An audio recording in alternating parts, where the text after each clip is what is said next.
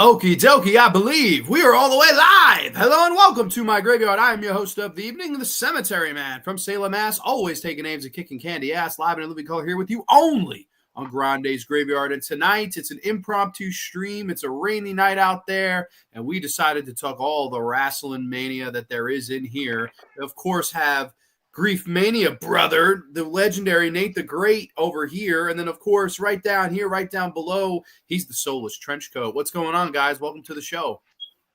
Doing great, man. Thanks for having me on. Yeah, same. Yeah, you guys are always more than welcome. And I know that Nate and I at least, were talking about some WrestleMania. And then, of course, Trenchy and me were emailing about WrestleMania. And then we were like, you know what? Why don't we just sit down here tonight and we'll go over the show. Of course, night one and night two that was in Las Vegas. Again, very impromptu show, but figured it would be fun to just kind of pass some time and talk some wrestling with my brothers. So I'm very excited to have you all in the house. Miss C is here. Ciao Grande, Graveyardi and friends. Let's get ready to rumble. Hell yeah. And then let's get ready to mania in this son of a bitch. How are you doing, buddy? By the way, I broke my back and saw Sinners. It was awesome. Well, I'm happy you saw Sinners, but I hope your back is better soon. That's terrible. Yeah. Oh, geez. Well, we hope you recover soon. That's terrible. I hope you're better soon. But how you guys been? How's everything been? I know it's been a while since I've had either of you. I think Nate, the last time was a horror roundtable, and then Trenchy, it's been even longer than that. I think last time we had Trench on was Pet Cemetery, and sometimes that is better. But now we're off the road to WrestleMania, and sometimes it's good to have the trench coat on here to review WrestleMania. So how have you guys A movie been? may have came out in between that time too. Oh, right. What was it? The Bloodlines? Didn't they do that? Bloodlines, Pet Cemetery? I didn't see that. I didn't either, to be honest with you. Nope. The story of Timmy Baderman, whatever the fuck. I still got to finish Pet Cemetery too. It wouldn't be WrestleMania without Triple H. Horrorhead Heather's in the house. What's going on? Dropping pedigrees in the chat. Hope all is well with you. But yeah, no, I guess we can get underway with this. Night one, match number one. Funny enough, it was main event Jey Uso, more like opening match Jey Uso, challenging Gunther for the World's Heavyweight Championship. This was the kickoff of the show. What did you guys think about this match? I'm curious.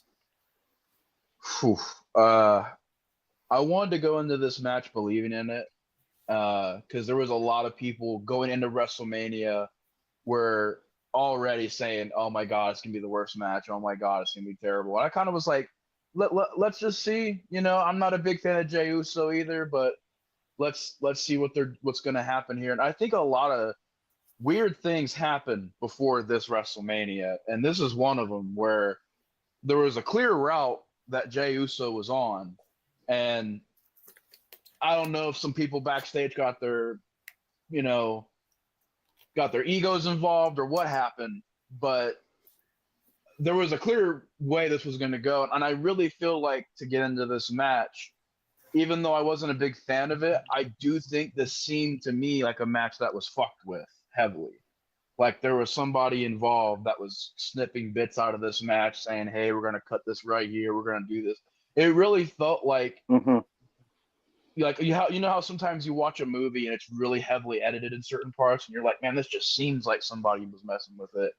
I feel like that match was that. I feel like there wasn't enough there to really, just like the match last year, there wasn't enough there to say that he earned anything or there was any overcome or that, just to me, it felt like an incomplete match. And I just feel like it wasn't very good. There was a lot of sloppy wrestling. I thought Gunther was trying, but even Gunther at points was a little sloppy and botchy. And I was just, they didn't gel very well. So do you think it was a bad build and then just the match followed in suit of that? Or do you think Jey Uso is just not the guy right now? Is that where you're at? I thought the build was actually pretty good for it. They did a lot more with this build than they did in the main event of night one. But ironically, that main event, we'll get to it, but weird stuff happened there too. They did a good job with the build. Jey proved that he's just not ready. And if he's not ready, then don't put the world title on him. I think they were in a weird spot where they're like, we want to push him, but we don't want to push him. We want to keep him in the mid card, but we don't want to keep him in the mid card. So they were having trouble figuring out what to do with him. What about you, Trench? What do you think? with Jey Uso, it's complicated because I want to like Jey Uso more than I do because I love his story. I think he has a great story, but I don't really like his moveset. I hate his catchphrase, but I get they wanted to do Yeetomania or whatever, but I even feel like that wasn't that big of a payoff or whatever, like I don't think they even went through on that. And with the match, it was okay, but I feel like their match on Saturday Night Main Event was better. I don't know. I do agree with Nate. I feel like they deserved more time because that finish just didn't feel like they earned it. They didn't like. It didn't feel like that was it just felt rushed. Like it was okay, but it could have been better. I feel it actually. I thought so too. I thought it was on the shorter side, but it ran about 16 plus minutes. I have the whole like results and stuff up here. So I mean, that's not terrible time for a world title match. I've seen world title match. Hell, remember when Sheamus and Daniel Bryan got 18 seconds? That was their WrestleMania time. I mean, that was just absurd. But I would be in agreement that Jay is not ready for it. I don't know if he's a guy that ever will be. He seems like a very mid-card guy for his career, but I do appreciate Triple H trying to establish a new guy because he is over with the fans, mainly the kids, right? The youth really likes Jey Uso. He's got the best entrance in pro wrestling because the crowd is a big part of that, right? They get to yeet along with him on TV, right? It's like, oh my God, every time Jey Uso comes on, we might be able to be on the show. We might be able to look for ourselves on Raw after the replay. But I do agree that his promos are not good. His whole acting ability of selling trauma, right? His brother was beaten to a bloody pulp in front of him. I just didn't buy his sorrow for his brother. It was like, the whole idea I think they were trying to go for was to show that Jay has a harder side to him, right? Because he eventually chokes out Gunther and wins. I think that was the whole idea, was he's not just this soft baby face. He will go and do whatever it takes to win. I didn't think that was poorly done in the match, but it sounds like you guys weren't as big on the match. Is that like, what would you give the match as a 5 stars as a rating? I mean, yeah, I would definitely give it probably like if I were to rate it out of 5, it'd be maybe like a 2. I just didn't think that it had that much going on, and I don't think it really told a story. And I thought it was really sloppy. And just to me, maybe Gunther, it was time to get the belt off of him, but to give it to Jay after seeing that match, I guess it'll just sort of be just a run based off of character and based off of promos. But then again, I don't even think his promos can carry this run. So I don't know what's going to happen. I honestly don't think it's going to be that long of a run. I think it's going to be brief. Yeah. I don't know. Go ahead, Trench. I'm sorry. Oh, no, I was going to say another thing I noticed in the matches, Gunther's slams were, like, weaker than Jay's. Like, Gunther was doing weak-ass slams, and I'm like, the whole thing of a Gunther match is he's supposed to hit him hard. But he looked weak, like, really weak. There were people later, there were women doing harder slams than him. It was really bad.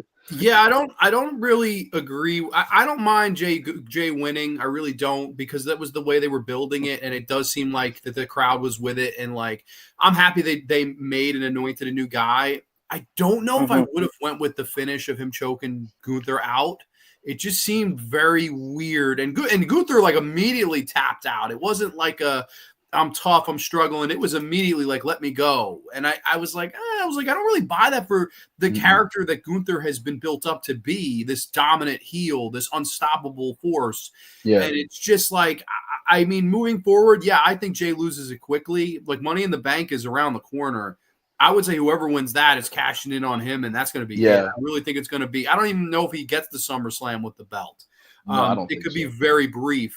But I mean, it is what it is. I don't think it was a bad opener. I would give it actually like a 4 out of 5. I thought it was a pretty good fucking match. Considering night one and some of the matches on this card, I thought it was like a 4 out of 5. What about you, Trench? Add a star rating for this. It's hard because I usually like to watch the matches a couple times, but I didn't. The thing is, I don't love the match, but it was a decent match. I'd probably give it a 3. Like it was, it was okay, but it could have been way better. Yeah, I would agree with this. So 2, 3, 4. We're all over the place here. We're all within a star. Curly says Gunther tapped out. Good for his ass. Well, okay. I know Curly's a big Jey Uso fan, but I also know that Curly's a big Io Sky fan like me, Trench, and Nate. So Nice. I'm always thrilled with that. Yeetomania, baby. So the chat, Granny's Graveyard chat's all about the Yeeton. I felt like Gunther tapped out way too fast. I agree with that completely. I was surprised that there wasn't a struggle. Or I don't know, but I didn't like Triple him H going to says, the "Hey, outside either. He like cowered to the outside and was like, "Oh, I'm taking the belt backstage." I'm like, would Gunther really do that? Just say, "Oh, I'm gonna run away." I was like, bizarre." I think it did sort of hurt Gunther, but I'm happy for Jay. It's weird. It's a conflicting. He's not the best technical wrestler, but he is a good performer and a crowd pleaser. I do wish Gunther was made more of a threat and menacing. I think they made him menacing, but yeah, you're right. Like after that whole run, I'm surprised, like the way that his title reign ends. I'm not surprised he lost, but I'm surprised he tapped. I agree with Trentry, says Ben Grimm. I want to like him, and I mostly don't care about his matches. The thing is here. Welcome, Ben Grimm. He should not have lost by tapping. I agree with that. I think that was the mistake of the match. Mm-hmm. 2 stars, 3 stars. Braun gets it. Seth and Braun dual champs. Okay. I think Braun dropped the AC title so he can win Money in the Bank. That's very possible. I could see Braun Breaker being Mr. Money in the Bank. That would be – granted, he doesn't really need it. I mean, his whole gimmick is I'll run through anybody, so I don't even know if he really needs that briefcase. I heard WWE doesn't like performers being at press conferences. Did you guys see the Jey Uso press conference? Dude, what the fuck, man? He was drunk out of his mind. That was – I mean – if I was his boss, I would be like, dude, that can't happen. Like, we just gave you the belt. What are you doing? Like, yeah, I was so surprised because the whole thing is like trying to promote everything moving forward, and it's like, I'm very surprised he would get like drunk before that. Yeah, I would be fucking on my best behavior if they finally, but instead he was like, fuck it, I'm gonna do what Jimmy does. I'm gonna be under the influence at my press conference. I yeeted twice since the start of the stream. Oh my gosh! See, it's so addicting. Not even a big Jey Uso fan. I just hate Gunther. Okay, so Curly's like, meant WWE don't like performers showing up drunk at press conferences. Well, I don't think any company would like that personally, unless it's a beer company. I don't know, but yeah, he would not be the last drunk person at this weekend because Stone Cold is. We're yet to talk about that in the second night. Oh yeah. Jay was drunk as fuck. He was thanking everyone, the truck drivers, cater. Well, yeah, he's got to drink the Uber driver to drive his ass home. But next match was the New Day versus the War Raiders. Of course, Kofi and Xavier versus Eric and Ivar. This was, I mean, should this have even really been on the card for me? Like, I like these guys, but what'd you guys think? You can go first, Trench, if you want. Oh, okay. I was going to be surprised. I really liked this match. I thought this match was really fun. I thought Ivar put on a clinic. I really liked that. This is the most I cared about the New Day since they lost to Rey Mysterio and they destroyed. Because they had this good thing where they were heels, and then it's like, yeah, we'll just make them lose to Rey Mysterio. And it's like bullshit, but I like them cheating. I thought this was a really fun tag team match. Like, yeah, there's probably better matches that could have been on the card, but I really enjoyed it. I had a lot of fun with this match. Fair enough. I think it's a sleeper. Yeah, Ivar did put on a clinic, man. That guy can move like he's 150 pounds and he's 300 plus. I mean, he is fun to watch in the ring for sure. What did you think about this one, Nate? I really enjoyed this match. I always have fun watching tag team matches at Mania. They're usually the matches that typically are a little bit less talked about. I do feel like WrestleMania 2 and 3 had really good tag matches on it, and I always look forward to looking or watching the tag matches at WrestleMania. And this one didn't disappoint. It was a little weird going into it because you have Raw, which has this struggling tag division, and they put them on WrestleMania. But then you got SmackDown, which is having these amazing matches and has this really good tag division that they didn't put on WrestleMania. And even though I thought this match was great, the wrestling was on point, hard hitting, just really physical. Everybody clicked very well. New Day did a great job as heels. They looked really good coming out of this match. They looked better leaving the match than they did coming into the match, which was always really important. But even though this was a good match, I did hear that this past SmackDown's tag team match was one of the greatest wrestling matches of all time, like one of the greatest tag matches of all time. So I got to go back and check that out because apparently people are like, yo, that should have been on Mania. Why was that not on Mania? There was a better story. There was a better pop. Why was that on Mania? And I kind of agree. But yeah, this is a really serviceable, well done match. Again, there's a lot of matches on this card that I don't think too many people are going to remember afterwards. I don't think people are going to really remember this one, but it was a good like transition match into the next, spot on the card. Really flowed well, and it kept the pace moving pretty fast. Fair enough. Yeah, no, I thought this was kind of forgettable. I would have to agree. I thought that was, whatever match of the night. It wasn't terrible. I mean, the New Day, yeah, I get their heel run has been pretty good. Eric and Ivar, I feel like they've barely been on TV. And you're right. I thought they were sort of building towards a big, like, tag team ladder match at WrestleMania for the SmackDown tag division. And they just didn't go through with that. Even if they had done a pre-show match with that being on there, I think that would have been really nice to do just to get everybody on the card in some way, shape, or form. And then, of course, the other big snub was Chelsea Green not being anywhere on either night. So that was interesting. Yeah. They just took the belt off her. So she not only was she not on Mania, she lost her belt by Friday. I mean, fuck. She had bullshit. Yeah. She got done so dirty. Yeah. And by Zelina that was Vega. odd. I thought that was really strange. Vega.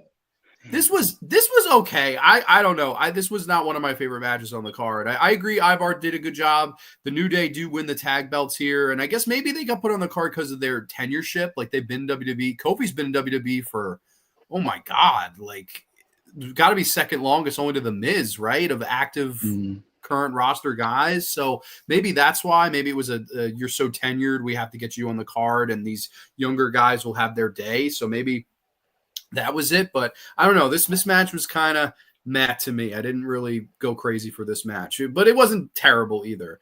Let's see. I think we were here. Jay and Cody being drunk after they won the tag titles was the best tag conference. Okay. The one that needed to get drunk, it was Cody Rhodes after how badly they screwed him. LOL, Travis Scott, really? Yeah, if I was Cody Rhodes, I would have got hammered after that. That was pretty terrible. We'll get there. Yeah, people talking, agree Curly. I can't stand this Cena angle. Just feels so beneath him. The TLC match was great. Okay, I don't know if they had a TLC match last night. Marcos Mantoon, that's a first-time name. Welcome, Marcos Mantoon. The Bella Channel. Hi, sorry, I'm late for the party. No worries. And 2 new names to Grande's Graveyard. Go figure. But let's move on to the next match here, which this was my piss break match of the weekend here. Jade Cargill facing Naomi. Do you feel the glow, you son of a bitches? I don't give a damn. I don't like Jade Cargill at all. Naomi I like, but I hated this whole angle, the whole thing. It was just such a blatant Jade wants time off and we'll bring her back and try to make her like fucking Clark Kent. I don't know. I don't feel anything about her. She's a modern day Ultimate Warrior to me. She looks great. She's hot, but that's it. That's really it. I don't think she's good in the ring at all. I think it's scary to watch her wrestle, to be honest with you. But I don't know. Maybe I'm alone in that. Are you guys Jade fans at all? I don't think Trenchy is. I don't hate Jade. I feel like she's gotten better. I'm a way more Naomi fan. I think she should have won, in my opinion. I think this was her time, but I guess they're doing something else. They got her in an angle with Tiffany and stuff, which is cool, but I do wish she would have won. The match itself, it was okay. I wish it was, because I was excited for this match. I was really excited for it, and it was okay, but it could have been better. Fair enough. What'd you think, Nate?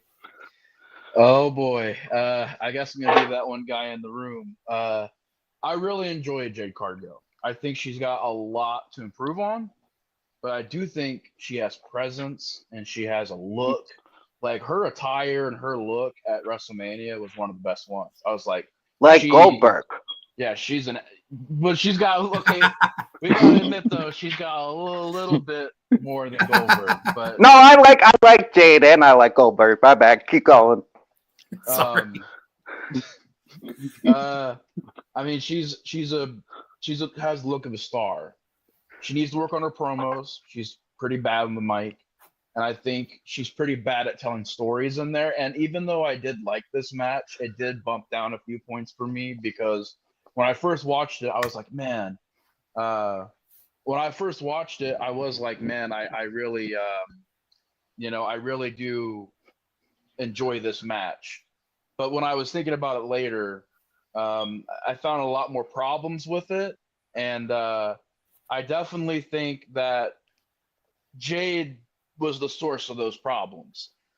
There was points in the match where I could literally hear her calling spots, or like I could see her calling spots, and she's laughing and smiling at Naomi and being like, I messed up that spot. I'm sorry. My bad.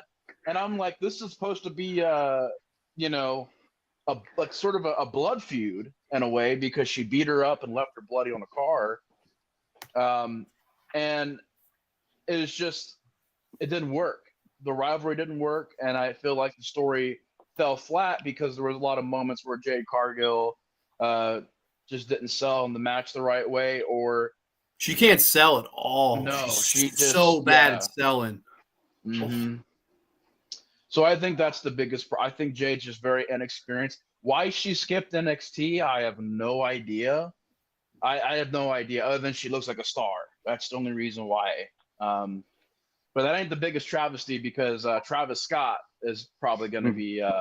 Oh, sure. No, I'm not trying to say that. I just guess that, like, I understand why they push her. She does, she looks great. You know, she's a mastodon. She's a pretty lady. I'm not trying to say or take those things away from her. I just think, like, Naomi has been a hand they have had for how long? And then they finally do this interesting turn. And instead, they're like, oh, you know what? We're just gonna fucking go with, this. I don't know. I'm just not a fan of Jade Cargill at all. I don't think I agree with you. She needed that fine tuning in NXT, and I think maybe then she would have been able to really, improve. But it seems like she's gotten worse. Like the the AEW stuff. I felt like she was a little bit better, at least in the ring and on the mic. Now she just feels like she's so artificial. She's so like processed. But I don't know. I didn't really like this match. This was probably of night one my least favorite match, I would have to say. Didn't really care. But let's see what everyone has to say in the chat. Let's see. Yes, TLC match on SmackDown. I've got to see that. Any TLC match I'll watch. Ciao Grande, I did not know about this. Welcome, Mateo. Hope all is well with you. Brett, what up? I didn't know about this either. Good surprise. Yeah, this was impromptu. This was nothing that we had talked about it, but I wasn't 100% until the weather was so brutal. Brett is in the house. What's going on, Brett? We got Marco saying your last name is Grande. Hell yeah. Well, all the Grandes in the house. We just need Ariana. She looks amazing. Yeah, she does. I like Jade, but Naomi winning would have been more interesting. Jade winning is predictable, but then again, a lot of those matches you could call early. Well, I don't know about you guys. I actually went 7-0 on night one for picks. Like, it was a pretty predictable night, I guess. I don't know. Did you guys predict any of these matches incorrectly? Well, mainly basing it off of how WWE usually books. Sometimes I did, but there were also times where I did get it right. A lot of it was pretty predictable. Yeah, I would agree. How about you, Trench? I got a few wrong, like the Fatal 4-Way I got wrong. That's the one you got right, because I thought WWE was going to go with someone else, but we'll get there when we get there. And I didn't know what was going to happen with Tiffany and Charlotte, because I thought Charlotte might pull a fast one, but she didn't, so that's good. And there's probably a couple other I got wrong as well.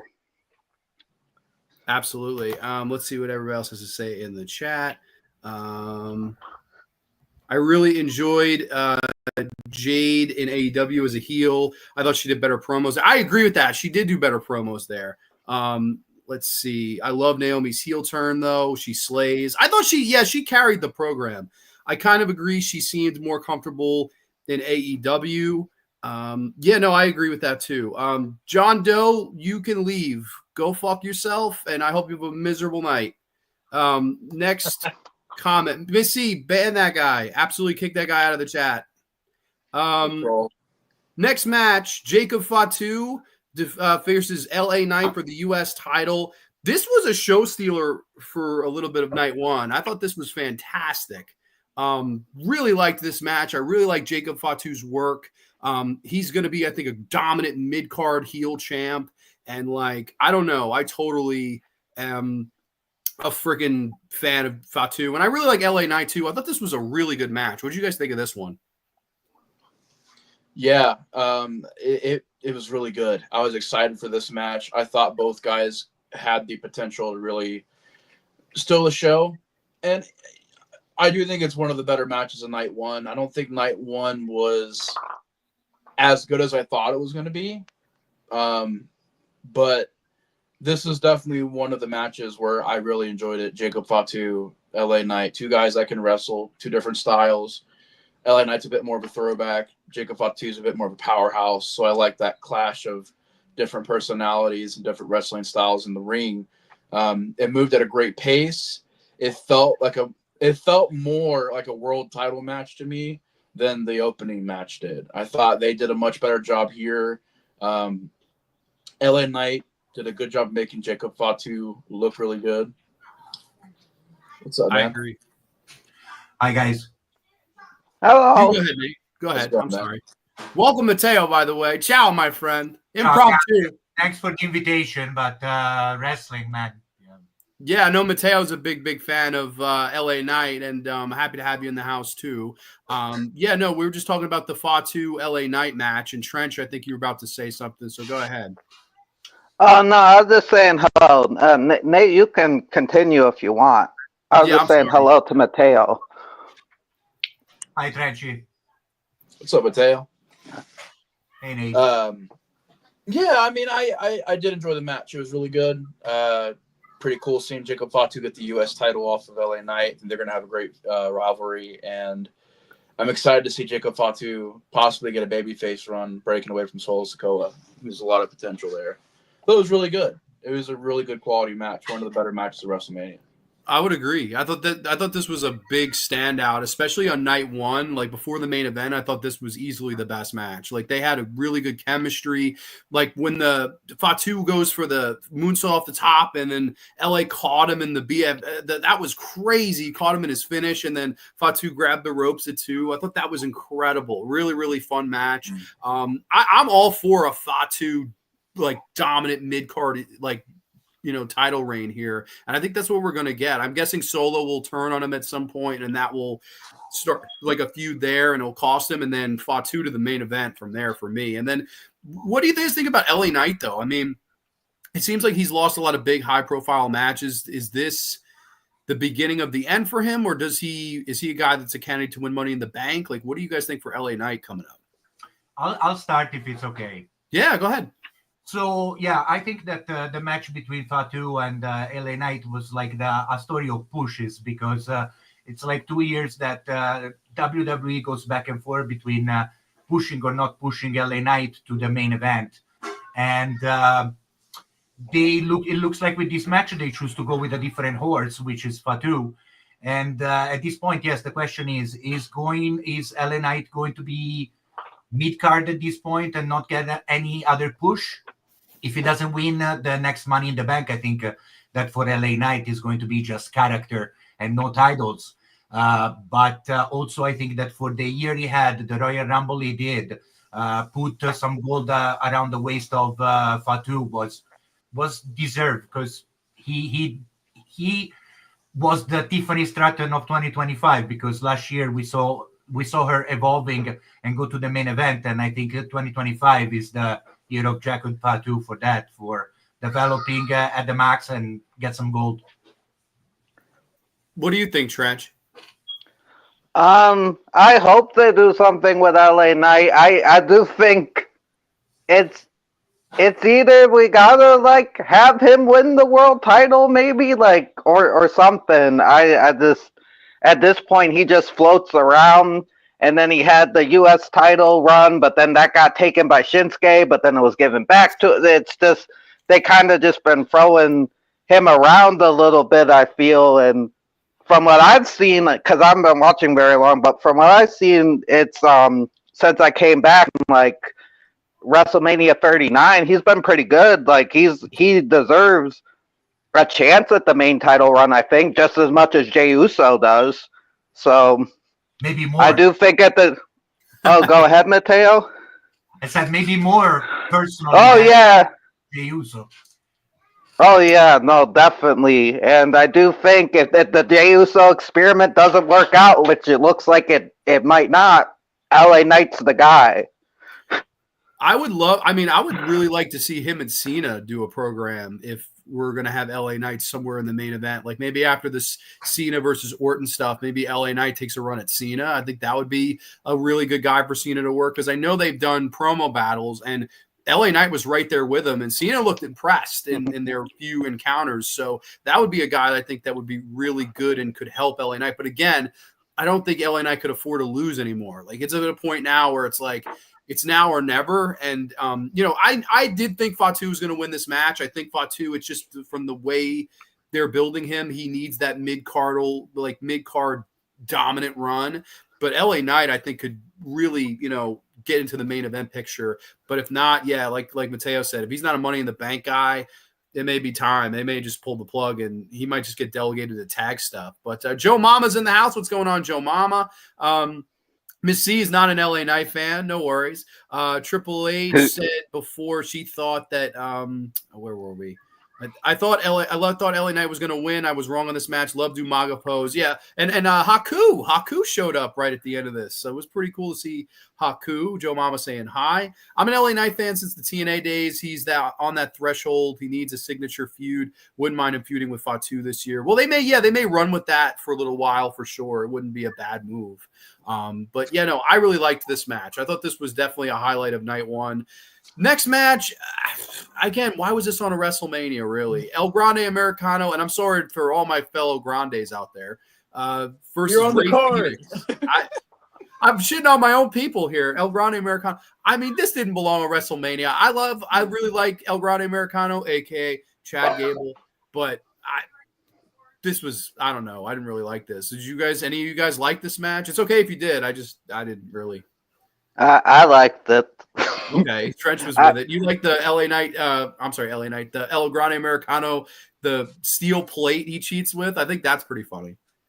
Yeah, no, I liked it felt like a lucha match mixed with some of that old school, WrestleMania cheating energy, and I'm like, yes, I'm here for it. I thought it was a fun match. Rey Mysterio probably would have been better, but Rey Fenix was fine. He delivered. He did his job. Fair enough. What about you guys, Nate and Mateo? Go ahead, Nate. Oh, thank you, man. This one I wasn't a big fan of. I thought it was terrible.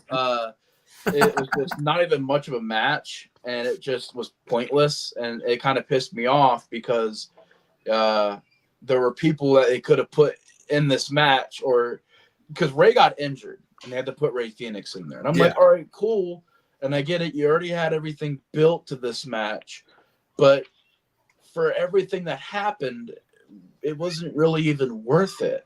Like, the match was not that good. It wasn't funny. It wasn't entertaining. I'm not a big fan of the El Grande character. I know a lot of people are like, oh, this character's just like the 80s and it's going to be funny. I'm like, I don't think it's that funny, and I think it's bad timing. And I think, there's a lot of parts where it gets real awkward, and then even they have to go back and censor their own stuff because they're like, maybe we should change that and maybe we should change this. But I didn't think it was much of a match. I didn't laugh at it. It wasn't really that good. We got another surprise run in.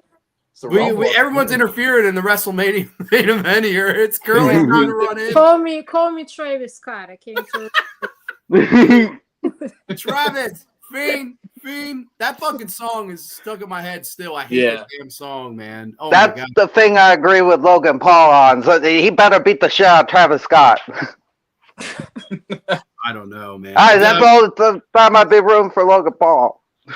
Did you like the El Grande Americano versus Rey Fenix match, Curly? Honestly, I wanted him to get demasked. I'm mad that they didn't take off his mask. Like, we need to know who the fuck is under there. I think it's you, Grande. I think It's it's you. it was secretly me. I got my WrestleMania payday. I'm just secretly Yeah, under that okay, I mask. think it's you. I thought they would do that too. I thought that'd be the WrestleMania moment. Who they Yeah. unmask him, and they didn't do that. It was just I all right. He was won. getting like tired of him. And didn't he get something put inside his mask again? Or am I mistaken? No, yeah, you're right. They The like, steel plate. come on, like, stop doing that shit. It's annoying.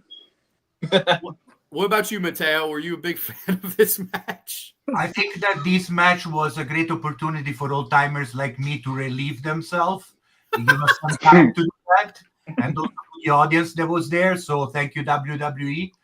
Apart from that, I think that I like Chad Gable. I really do. Me too. He's the only one that in all the rosters that are now gives me that Kurt Angle vibe, which is needed in sports entertainment. I think he needed a WrestleMania match for the year he had, so I'm happy. But the match itself, as I said, I probably lost half of it. But, there was a couple of acrobatic moves, and, happy for Chad Gable, but this is a bathroom match. It totally could have been like a SmackDown match to me. Like, Yeah. I don't know if this really needed to be on a WrestleMania. Like, I don't know. It was okay. It wasn't a terrible match or anything. Like, I'm not saying the in-ring was bad. It just felt like another, like you said, maybe a piss break match. Maybe there was no story behind. There was no story to tell. Like, this was an improvised match. Yeah. It is cool for Ray Phoenix. I mean, he got a WrestleMania payday. I mean, that's got to be cool. I'm stoked for him for that. But a few of these matches on there felt like they could be on SmackDown, to be honest. Like, and that was night one theme, unfortunately. But let's see. Cena and Orton and Knight can have a triple threat. Orton take the belt. Cena and Knight leave WWE at the same time. Okay. That 450 when he landed on the back of his head was crazy. Yeah. El Grande cracks me up. Yeah, me too. Takes me back to 99, 2000 days of Los Conquistadores with Edge and Christian, but not WrestleMania material. Exactly. I just don't. That was the problem. I think it was the plan the whole time. I wondered why they had Ray debut 2 weeks before Mania. Yeah, that's right. They had just closed the AAA deal, which is going to be interesting because I think Alberto Del Rio is the AAA champion. Oh, God. They're not going to let his ass back in there, especially with Paige. I don't think they're going to let him anywhere near her if she ends up. I think he got fired or he got let go of the AAA roster. They really fired him? Really? Mm-hmm. Yeah, they don't want him anywhere in that company. I don't blame them. That guy's a piece of shit. Criminal. Can we send him to prison? Can we just send him to prison? They fired him and he's the champion? What the fuck they do? They just say we fired the champion? Like, how did they do that? I don't know. I guess they just was like, we don't need you. They did a Montreal screw job to him. It's just like, that's always a classic, John. There is always a way. I heard a rumor of a hair versus mask match with Dirty Dom. Yeah, I mean, I don't know. That Dirty Dom, I think, is going to be on to bigger and better things. But yeah, coming up next, I thought this was the most interesting match of night one because I expected this to be great, and I was very much let down. This was Tiffany Stratton defending against Charlotte Flair for the women's world title. I will say this felt like WrestleMania. The entrance that Tiffy got here coming out of the Barbie box, I thought that was cool. Charlotte always has these grand entrances. But there was something about this match that just didn't flow. There was no fluidity for me. And I felt like it looked stiff, but not in a good way. Not like an old school bar fight, but it looked like very sloppy. I don't know what you guys felt. Did anyone else like this match, or is anyone with me? I'm not gonna lie, that was the match I gave the least fucks about, and I barely paid attention during it. But like, I was just like, whichever one of them wins. I don't even give a shit. I didn't even predict this one. I didn't even call it. I don't even remember who won. Tiffy retains. Good for her. Yeah, it sounds like it was a very memorable match for you, Curly. But what about you guys? Any of you guys like it? No, Mateo, Trenchy, you guys want to go first? I want to say that I found it very mechanical. Like you said, there was no fluidity. I think there was not a lot of rehearsal going on. There was a lot of calling. They were very close to each other and whispering a lot during the match. I'm a huge Charlotte fan, and it was a disaster, man. I also find Tiffany, I don't know, getting slower, I don't know. I don't like her as a champ, maybe because I'm biased by Charlotte, but there's other good material, on my opinion, in the women's division better than Tiffany Stratton. I think it's time to abdicate. Okay. How about you guys? How about Trench and Nate? What do you guys think? Um, You want to go, I Nate? may, oh, you can go ahead. Oh no, I was saying, do you want to go first? Sure, I can. I love Tiffany Stratton. I think she's great. She's very talented. She's definitely the future of the business. I do think she is. Why they gave her the Money in the Bank so soon and why they gave her a title so soon, I don't really know. I don't think she was really ready for it. Again, they just seem like, oh, they're cheering for this person. Let's just give them a belt. And I'm like, but her promos are really not that good. And she feels kind of staged to me. Like she feels like she's playing a character. She's still in that. It feels like she's doing Shakespeare while she's cutting her promos. Sometimes she does a decent job, but I feel like she's just very new. And even though she's a great wrestler, her in there with Charlotte, this is more on Charlotte because Charlotte's the veteran. She really exposed her. She made Tiffy look pretty bad in this match and looked pretty bad leading up to this WrestleMania. I think it was done on purpose. I think Charlotte, there's real heat there between them where Charlotte's like, hey, I'm the queen. This was my thing. This was my business. And then you rolled up and all of a sudden they gave you the red carpet. Why they didn't turn that into a storyline, I don't know, because it's right there. It's real. It's something that's right there, tangible. But instead they turned it into, oh, Kaiser's in my DMs, which nobody believed. That's the one time that everyone knew that Kaiser did not do that. Like in the world collective, it's like, no. Yeah, I thought it was a pretty bad match. It was just really sloppy, and for as good as the wrestlers, as good as wrestlers as they are, I just think they didn't gel well, and obviously they were not meant to wrestle each other. I want to add one thing because Nate said something that actually I felt before this match. I really thought that was a passing of the torch match, like there were before, like let's say Bret Hart with Stone Cold, or like other matches like that. But usually those kind of matches are always a banger. This one looks like that the torch fell midway between the two of them. It didn't feel like that. So I think you said something very smart, Nate. It said their blonde hair on fire. It just. What do you think, Trent? Did you like this match at all? I think it could have been worse. I thought it was okay. There's parts of it I like, but I think the big problem is, and maybe I'm wrong, I think it's Charlotte, because I do have a theory that Charlotte, because ever since this feud started, Charlotte's been trying to bury Tiffany. I feel like Charlotte was a little envious of Tiffany and saw kind of herself in Tiffany and saw like, oh, here's this new up and comer that kind of looks like me and does all these flips and stuff, and this was like, and she got kind of jealous and she felt replaced and she wanted to kind of bury Tiffany. And then I don't think she did, but she tried to in that match. And there was some parts of that match that looked horrible. There was a spot in the corner where they go back to back or whatever, which usually is cool if you do it fast, but they were doing it in slow motion and it was really weird. And I'm like, what kind of yoga is this? This is fucking bullshit. Just do the spot. Why are we taking 5 years to do the spot? Do the spot already. But I think it could have been worse. Like Charlotte could have won. Like it could have been way worse, but for what it wasn't great. It should have been better as well.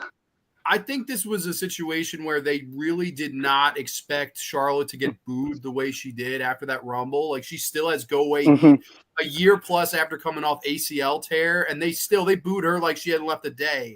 And I think that Tiffany never having that babyface turn, like she just kind of, it was just now I'm a babyface because they say so. There was never really the turn in kayfabe.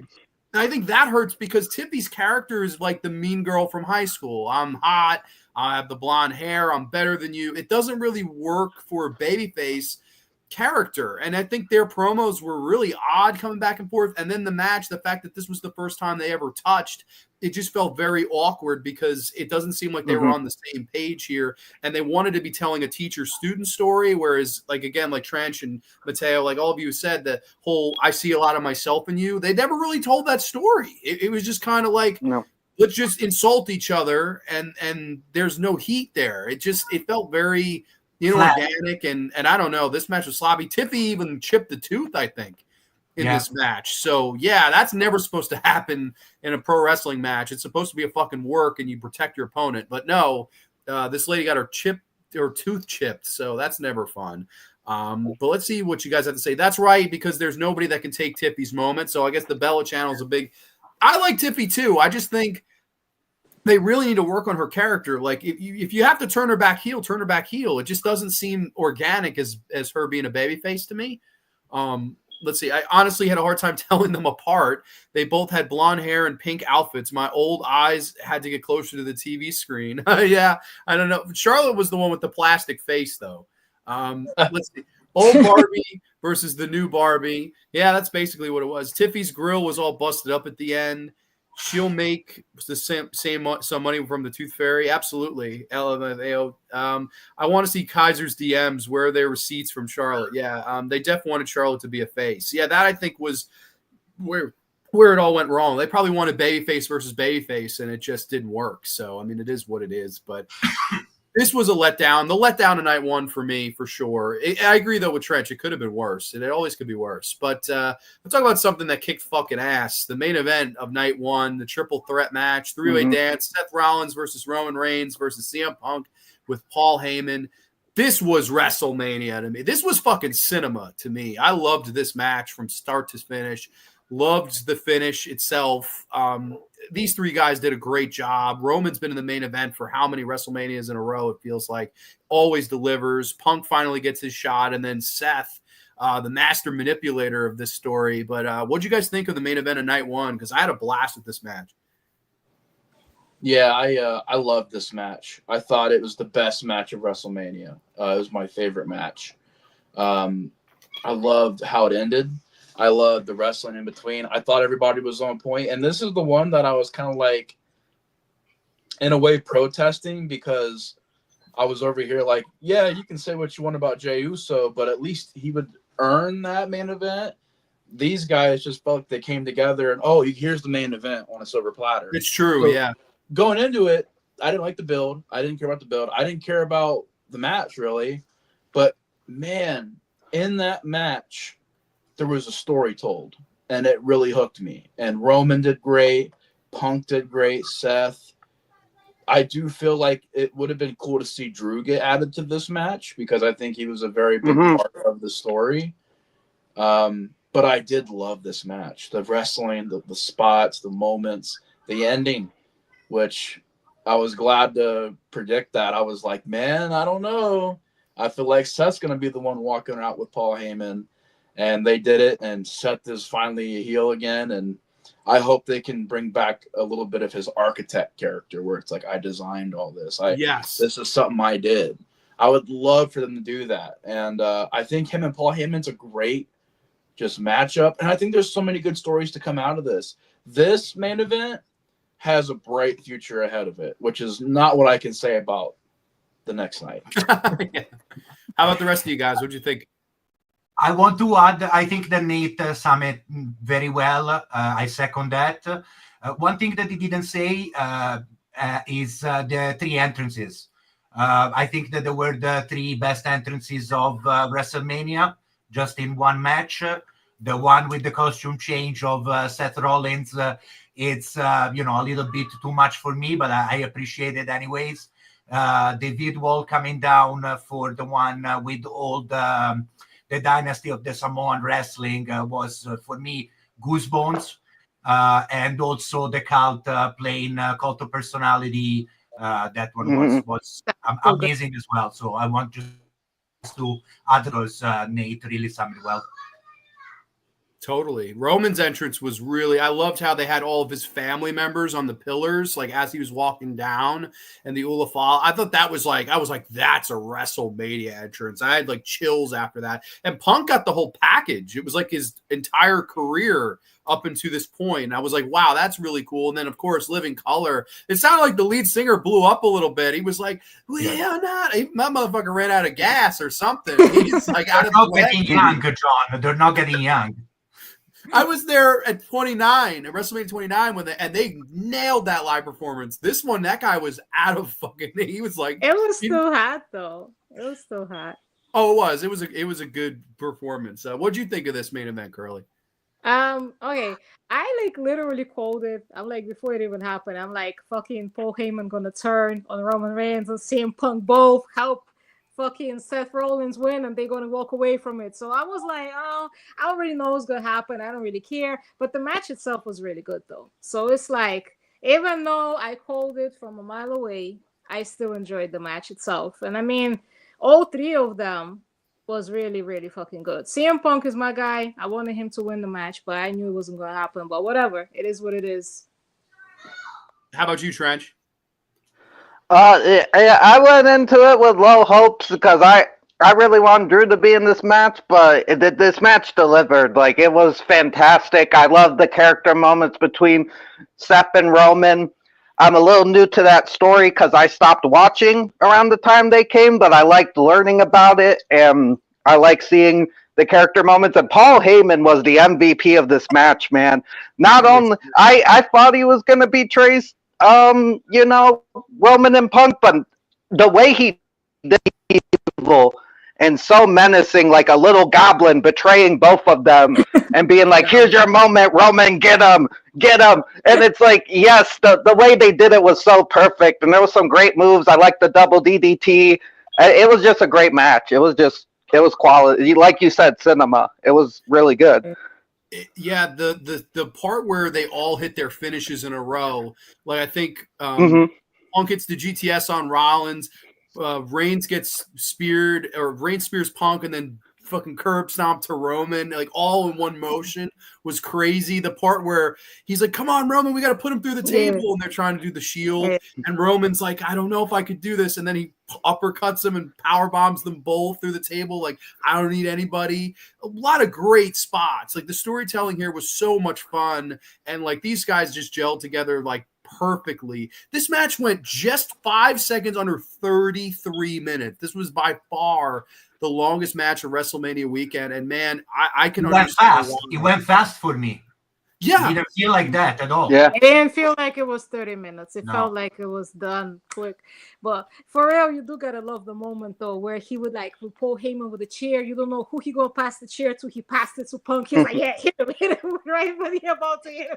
He go and do it with low blow, and then he's like, he giving it to Roman Reigns. Like, yeah, here's my tribal chief. Yes, take it. Paul Heyman's great. Paul Heyman's so good at telling a story like that, and and he's like, "Step aside, my tribal," and then boom, and then I love how Seth never turned. Like, Seth knew he was fine the whole time. Because the look on his face was just so good. I was like, "Yes, like this is fantastic." I want to add something, John, very quick. I think that I like this match so much. I think that 3 pros with the capital P were into the ring.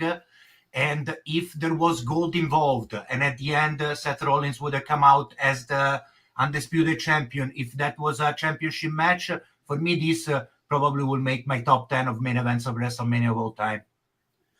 It really was that good. It's this match or the following match that was my favorite of the weekend. It's funny, they would both be the triple threat matches on the shows, but I thought it was really good. I don't know. I just felt like Seth was thrown in the mix and Heyman turning. That's a good point. Like, it really could have just been Punk versus Roman, but I think that Seth and the whole story that they went with, their Heyman turned on both of them. It made sense to finally that's why Seth was in the match. I thought it was really, really well done, and I'm excited to see Seth run his own stable with Heyman and Braun and whoever else they might add to it. I think it's like kind of exciting. So I was all for this match. I agree with Nate. It sets up very exciting possibilities. Maybe they'll do Punk and Roman versus Braun and Seth as a tag match in one of the next shows. Like that would I be want them to do that. That would be so good. I think that would be a lot of fun, right? Roman Reigns' abs were popping. Yeah, he looked in incredible shape. Like, I don't know what the fuck, man. Maybe That guy, he sold to The Rock as well. Maybe that's what it is. Maybe. There's rumors saying that Jay sold his soul to The Rock. I heard that theory that he sold his soul to The Rock. People saying he was going to turn heel during this WrestleMania. Jay sold the soul to the fucking beer company. He's finally back at winning matches on his own without interference with the bloodline. I wasn't on here to say this earlier, but he choked Gunter out. Gunter went down. Good for your ass. I fucking hate Gunter. Gunter, you got to fucking ass. All right, Triple H, if you're watching this, you've got to be booking Curly versus Gunther at WrestleMania 42. I am going to be there. I want to be the special guest. Let me at it. Let me at it. I'll bet on Curly. Double crotch shots. Look like Vince sitting there after the torn quads at the 05 Rumble. Ding Dong McGinty. Hello, all. It's Terry on a different account.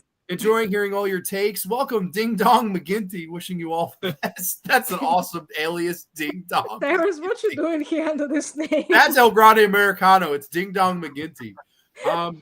Did you see Heyman on the Pat McAfee show after he was trying to say he didn't know he was going with Seth until he handed Seth the chair? Doesn't make sense. I don't believe that's bullshit. Obviously, he knew. Hello, Triple H told him so. that was he's lying. Rumor is Gunther is taking a break, trying to dodge all Curly over here. Yeah, he choked out the announcers. I heard. You better fucking run. Better run. This woman will get your ass. Speaking of women that'll come and get your ass. The Night 2 opener, of course, my favorite wrestler, Io Sky, defended a women's world title against Bianca Belair, the EST of WWE, and Rhea Bloody Ripley. This was my favorite match of the whole weekend. I love this fucking match. 10 out of 10. I loved this. This was great opener. All three of these women worked really well together. This was the opposite of Flair and Stratton, where all of this was fluidity. There wasn't any awkwardness, hard hitting, death-defying leaps, really good storytelling of the whole, we don't believe that Io is on our level. And then, of course, that's ultimately the finish that Io drops in from the sky and pins Belair. I thought this was fantastic technical wrestling. But what did you guys think of the Night 2 opener? Yeah, again, I bounced back and forth. It was hard to pick a favorite because I said this was my favorite right after it was done. Like, this is the best match. Bounced back and forth between this opener and last night's main event. It's an excellent match. WrestleMania worthy. Yes. Kicked off Night 2 to a great start, and it just kept going from there. And I feel like all three people did a great job in this match. I honestly thought they were going to give it to Bianca because there's been rumors going around saying that they're going to be having this big heel push for Bianca. And I was like, well, maybe they'll give her the title then. I didn't want her to win, but I was like, maybe that's what they would do. I'm glad I was wrong, though, because I think that definitely Io Sky, man, it's cool to see where she's come from, man. Watching these WrestleManias and these pay-per-views, following these guys and gals through NXT and just how and what they went through. You know, she was originally Io Shirai, now she's Io Sky, Damage Control, been a former WWE champion. But I feel like she's more ready now. I feel like she's more comfortable being champion, and they're going to give her more to do as champion. They better. So, she works way better as a babyface. That they had her as a heel champion. Her style is not heelish. Like, she has to be a babyface. Like, that's the whole high flying Rey Mysterio-esque thing. It just works more. It gives me like the underdog. Like, she's the underdog. Like, nobody really appreciates her. Nobody believes in her. They kept pushing her to the side during promos, and then she came kick ass. Yeah, it's just true. What do you guys think, Trench and Mateo? I think that Bianca is going to have a heel push, but at the same time, I don't think, as you guys said, that is going to be looking good if there's not a change of look as well for Bianca. So I wanted to really see that braid going and like no more flashy outfits. I think it's time for a change as well. Not as Naomi, because I don't know if you guys have see how she was dressed last night, but was hurting my eyes. So I think that probably a rematch at Backlash would be something to see, and I will not be surprised if in probably 2-3 matches we see this heel turn because Io Sky is definitely over. So yeah, she needs a heel, and I think that Rhea probably will take a break because she's been on screen for the last 2 years without a break.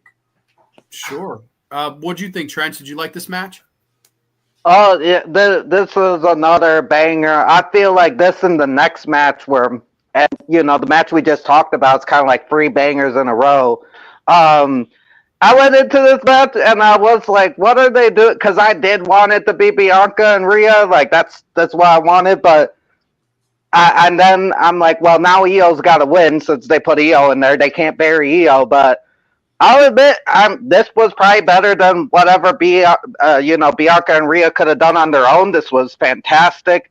You had high flying stuff. You had hard hitting stuff. You had all the women worked off of each other well. I thought this match was fantastic. Like one of the best, up there with like Charlotte and Rhea for some of the best women's matches I've seen from these like newer women. I really liked it. Yeah, I did too. I think that whole sequence at the end, the back and forth, like, forearms to the face and Bianca countering Rhea's riptide and then hitting the KOD moonsault. Like, it was just all of it flowed so seamlessly.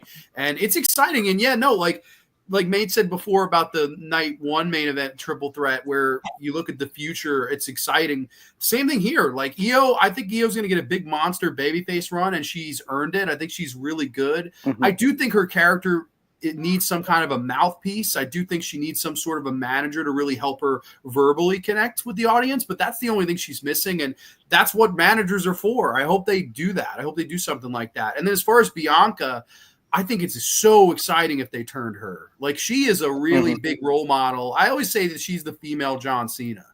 It's like she's always got different colors. The kids love her. She's very, very like strongly booked. It's Bianca, super Bianca power. How do you book that? I'm curious, before we get to the next match, how would you guys go about booking a Bianca turn? Like, and I know Mateo was saying you would need this whole new look. What would you do? Like, would she come out in just all black? Like, would she come out like Undertaker eyeliner? Like, what would happen with that? Don't take away her braid, though. She needs to keep whooping bitches with it. Imagine she cut the braid. That would be, I mean, geez. Imagine the outcry. What would happen? I think that's going to happen. Yeah. I like that. If you wanted a heel, that needs to go. I would go short hair, for example. And like camouflage kind of look, like more tough, something like that, like a soldier kind of thing. Because you were saying going goth, but I think that's also something that is overly too much now in WWE. No, please don't make her go a character that is in between but still heel. I'm picturing Bianca with like purple hair and like the Undertaker, like the corporate ministry Undertaker look. No, I'm picturing her God. flipping the kids off like John Cena doing now. Like, fuck all of you. Fuck you. Fuck you. No, they do nothing for me. Fuck you. All right, well, you know what? Then you're gonna have to. Bianca's gonna need a manager. It'll be Curly, and Curly can just tell all these kids to go screw them. And then she'd be like, "Hey, Gunther, don't you think I forgot about you?" Every week she'll marry Gunther. What did the comments say? Let's see. I'm just gonna say night 2 sucked, except the women's triple threat. See, I thought night 2 was better. It's funny. It was a tale of 2 nights. Night 1 really underwhelming until the main event. I thought the main event was a tear the house down. And night 2 was really good until the main event. It was like the tale of 2 nights. It was really weird. That was at least how I felt. The best match WrestleMania was the Io Sky one. I'm with you, McGinty. I was more emotionally invested in the story from night 1, but women's triple threat was phenomenal. Best technical match in Mania, hands down. That's totally fair. Form heel stable with the Street Profits. That would be cool because I know one of her husband, Montez Ford, is her husband. He's one of the Street Profits. So that would be, and then maybe they'll do a thing where she gets back with Naomi, and it's like, I knew the whole time that she pushed her through the windshield, and they could go against Jade, and then Jade would need some backup. I would be for that. I don't know if they would do that. Can't see her as a heel. I think WWE has been hesitant to do it, but I don't know if people have noticed. She's been getting booed. Like Jade, Bianca is not really been booed in the past until recently. It feels like they were booing her pretty badly. So I was like, And wow. also she taunts during her matches, like something that a face should not do. She Yeah. goes in the face of like their challengers and like start taunting them. So I think, it's a clue. It is. I think it's going to happen for sure. Apparently, I don't know if this is true, but I heard that Bianca broke 2 of her fingers. I think she broke her 2 middle fingers in this match. I don't know where that happened because I didn't notice and it didn't show. Like her work never, like she's built like a freaking superhero, man. It's crazy. I wasn't really watching back then, but heard Bianca was heel in NXT. Really, I didn't know that she was a heel in NXT. I'd have to take a look at those clips. Curly, you got my vote for manager. Mine too. I think Curly should be Bianca's manager. Let's move on into the Sin City Street fight. Of course, Drew McIntyre facing Damian Priest. I thought this was an okay hardcore match. It was pretty solid. I'd say it's about a WrestleMania caliber match. I don't think it was anything great, but I thought it was pretty good. What did you guys think about this one? It was good. Yeah. Not bad. I thought it was really solid. Damian, I was going into as very skeptical, and that helped me enjoy the match. I think they hit hard each other, and I think what happened in the match replaced what didn't happen in the storytelling, because this one was another zero story, almost improvised match. Yeah, it felt very thrown together. Like it felt like we don't have anything for these two guys. Just put them against each other. It was kind of odd. But what did you think of this one, Trench? You said you really liked it. I liked it. I forgot. I thought the Fatal 4-Way was next. Oops. But I liked this match. It was fun. I like Drew McIntyre a lot. He was around like before I left, so I remember him, and I like Damian Priest. So I thought they had an okay match. I think they could have done better things with them, but I thought for what they did, it was fun. Like, it was a fun little street fight. How can I hate 2 big guys going at each other in a street fight? You can't hate that, Yeah, I agree. I think it could have used a little bit more of an edge. Like, I know Mateo and I, we were texting back and forth when we watched, and Mateo was like, I want to see some color in this match. Mm-hmm. And I expected the entire 2 nights, not a drip of blood that was right. Nobody bled. Like, what the fuck? They had to have made somebody bleed. Like, yes. I feel like main events should have bled. Like, what the fuck? And I would think with the Sin City Street fight, this would have been the spot or the main event, like the one or the other for night 2. In the main event, they should have bled. Like, I thought even the triple threat with Seth, Roman, and CM Punk, there was going to be some Crimson masks going on, but nope. I don't know who chickened out, but like, oh, y'all dropped the ball on that one. The sponsors can't handle it. What do we think of that? What do we think? The main event of WrestleMania Night 2 was sponsored by a fucking drumstick ice cream bar. I'm not even kidding you. The last thing you see before they ring the bell is a bunch of people holding up drumstick ice cream bars for the main event of WrestleMania. That's absurd to me. I'm sorry. Hey. I don't know. Maybe you guys. I agree with you. It distracted me so much because I was so hyped to watch, and then those guys, all blue, they look like ice cream Smurfs. So I will say the drumstick should have interfered instead of Travis Scott. It should have been the drumstick, man. The people should have started throwing drumsticks at poor Cody instead of fucking fucking out. Like, the fuck. The finish of the match, John Cena gives the belt to Travis Scott to hold up, and John Cena holds up 2 drumsticks. As that would have been epic. I mean, I don't know. I hate that, though. I just hate that. But going back to the Sin City Street fight, I mean, this was fine. I was surprised Drew won. This was the first match of the whole weekend I got wrong. I thought Damian was going to win, but I'm kind of happy Drew McIntyre won this match. He gets a little vengeance from WrestleMania 40 when Damian cast in on him, and then I wonder where Drew goes now. Like, would Drew get a world title push? Is Drew going to win Money in the Bank again? Like, what do you guys have any predictions of where maybe he will be the one that will finally defeat John Cena? I'd be all for it. I would be with that. You never know. I think Cody's still going to come back and beat Cena, but what are you going to say, Mateo? I know now he's in contention for the U.S. Championship with Fatu. I think that's where he's gonna go now. Holy cow, that'll be a good match. And my question, you were asking what's for Drew. My question after I saw the match and saw Damian Priest losing was what's now for Damian, because he cannot go back to the Judgment Day. I don't want to see another Judgment Day story involved. Like, it looks like his future is a little hazy. I think they booked him so poorly when he was the world champion. Like, that was, to me, Triple H's biggest mistake was the fact that he would come out every week and be like, I don't need the Judgment Day, but did need them. And he was like trying to be a babyface. And then they turned him when he lost the title and he goes against Finn. And it was like, all right, like whatever. I would say he had the best matches with Gunther. I loved his matches with Gunther. Like, I would have much rather seen Damian get the Jey Uso spot, but there's no doubt that Jey is more over, especially with the young fans. But I don't know. I don't know what you do. I would keep Damian off TV for a while after this. Like, I was surprised he lost the match. But you know what it felt like? Him bringing up the championship run. It felt like he was almost a placeholder for Gunther. We'll just have him hold the belt for this little bit, and then Gunther will take it when we build Gunther to be ready.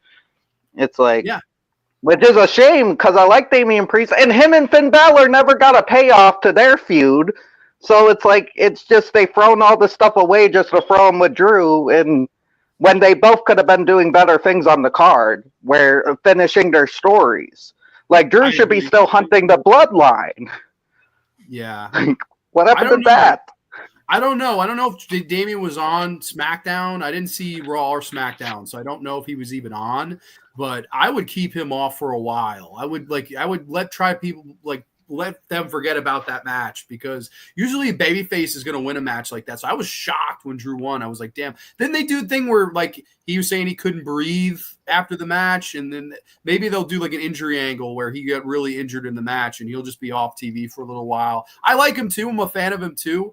But I don't know. I would say perfect opponent for Fatu, but I think Fatu would roll him. I don't think that would be, unless Damian's going to beat him, if he'll be the guy to beat Fatu. But then again, would that be with Solo's help? And if that's the case, then Damian still looks soft. So I don't know. I don't know where Damian Priest goes, to be honest with you. This is going to be an interesting thing to see. But moving on, going up next to another really fun match of this weekend, fatal four-way match for the Intercontinental Championship. Dirty Dom, Mysterio, Finn Balor, and Penta challenge Braun Breaker. I loved this match. I thought this was really good. But what did you guys think of the fatal four-way? Banger. Yeah, it submitted Dominic Mysterio's name, and I think moving forward, he's definitely in a new bracket. He's definitely moved past being that silly, just heel that you love to hate, to where now I feel like he's on track to being a babyface, and I feel like he's going to continue to get more and more over. All four guys did a great job. It was a really excellent wrestling match, and it was a big deal, and it was well done. It was well pulled off, and I thought Penta did a good job. This is his first WrestleMania match, his debut year, and his debut WrestleMania. And I thought he did a really good job in this. I think Dom did a good job. Finn cracked me up with his Banana Man attire when he walked out. It looked like he was a Banana Man or something. Yeah, it was fun. It was a lot of fun, and I think everybody involved, even Braun Breaker, when you look at his past performances, even to this, it's like, dude, Braun Breaker's gotten so much better. And he's got so much more ring presence, and he's got so much intensity. And I wasn't a big fan of Braun Breaker for a while, but I am thinking that he's like, the more I look at him, like, yeah, he's definitely a future star. Like, he's gonna have this business in the palm of his hand eventually. It's just, I thought everybody was on point. Excellent IC title match. I think that, as Nate said, this puts both Braun Breaker in like more than mid-card spot. He did a spot on the table, spearing on the table. That was the highlight of the match for me. I don't remember. I think it was Penta. Carlito. That he speared on the table. what's happening with the fan and now, like in WrestleMania, we have Dom that it's cheered and other people that are booed. I don't know, it depends on the arenas, I guess, but I think that Dominic Mysterio deserved to win, and it was the one that, for me, I don't remember what you predicted, John, but for me this was unexpected. I was seeing or Penta or Braun Breaker going out with the belt. I actually got that one right. I guessed Dirty Dom because I felt the whole reason they made it a 4-way was to protect Penta, who they really like on TV every week. It's like Penta, Penta, Penta. So I was like, if he gets pinned, it's going to hurt him. So there's no way. And then Braun, it feels like they want him to go on to bigger and better things, but you have to be able to get the title off him. And then where it felt where the most story was the Judgment Day. So I thought this made perfect sense. It's a good way to get Finn out of that faction, and now he's going to be a babyface to chase Dirty Dom. You got Dom some gold, which was nice to see. I think he's been a guy that's really earned his heat with the crowd. Like, they boo the hell out of Dirty Dom. And I know you're right. This crowd cheered him like he was, prime Hulk Hogan in the 80s or something. It was pretty wild how much they cheered him. But I was happy for him. I thought it was a really good match, good moment. I think Braun, obviously, they have big plans for. I wonder about Penta, though. Like, here's a guy you've been building a lot. He doesn't win this match, and it's like, okay, where does he go? Is he going to be a guy that chases Dom? Is he maybe eventually the guy that will take the belt from Dom? Maybe that's where they go. But I think the story right now would have to be Finn chasing Dom. And then, of course, the Judgment Day being like, oh, Finn, you're not good enough for us anymore. We want some new blood. And then Finn would become like that babyface, that endeared babyface chasing him.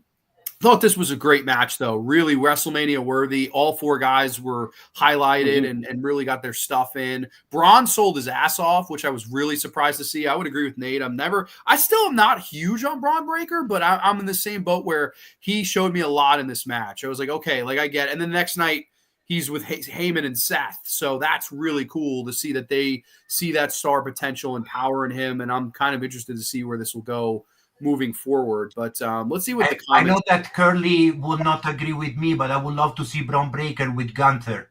That would be something that I would be very interested to see happening in the future. And for Penta, I just want to say something.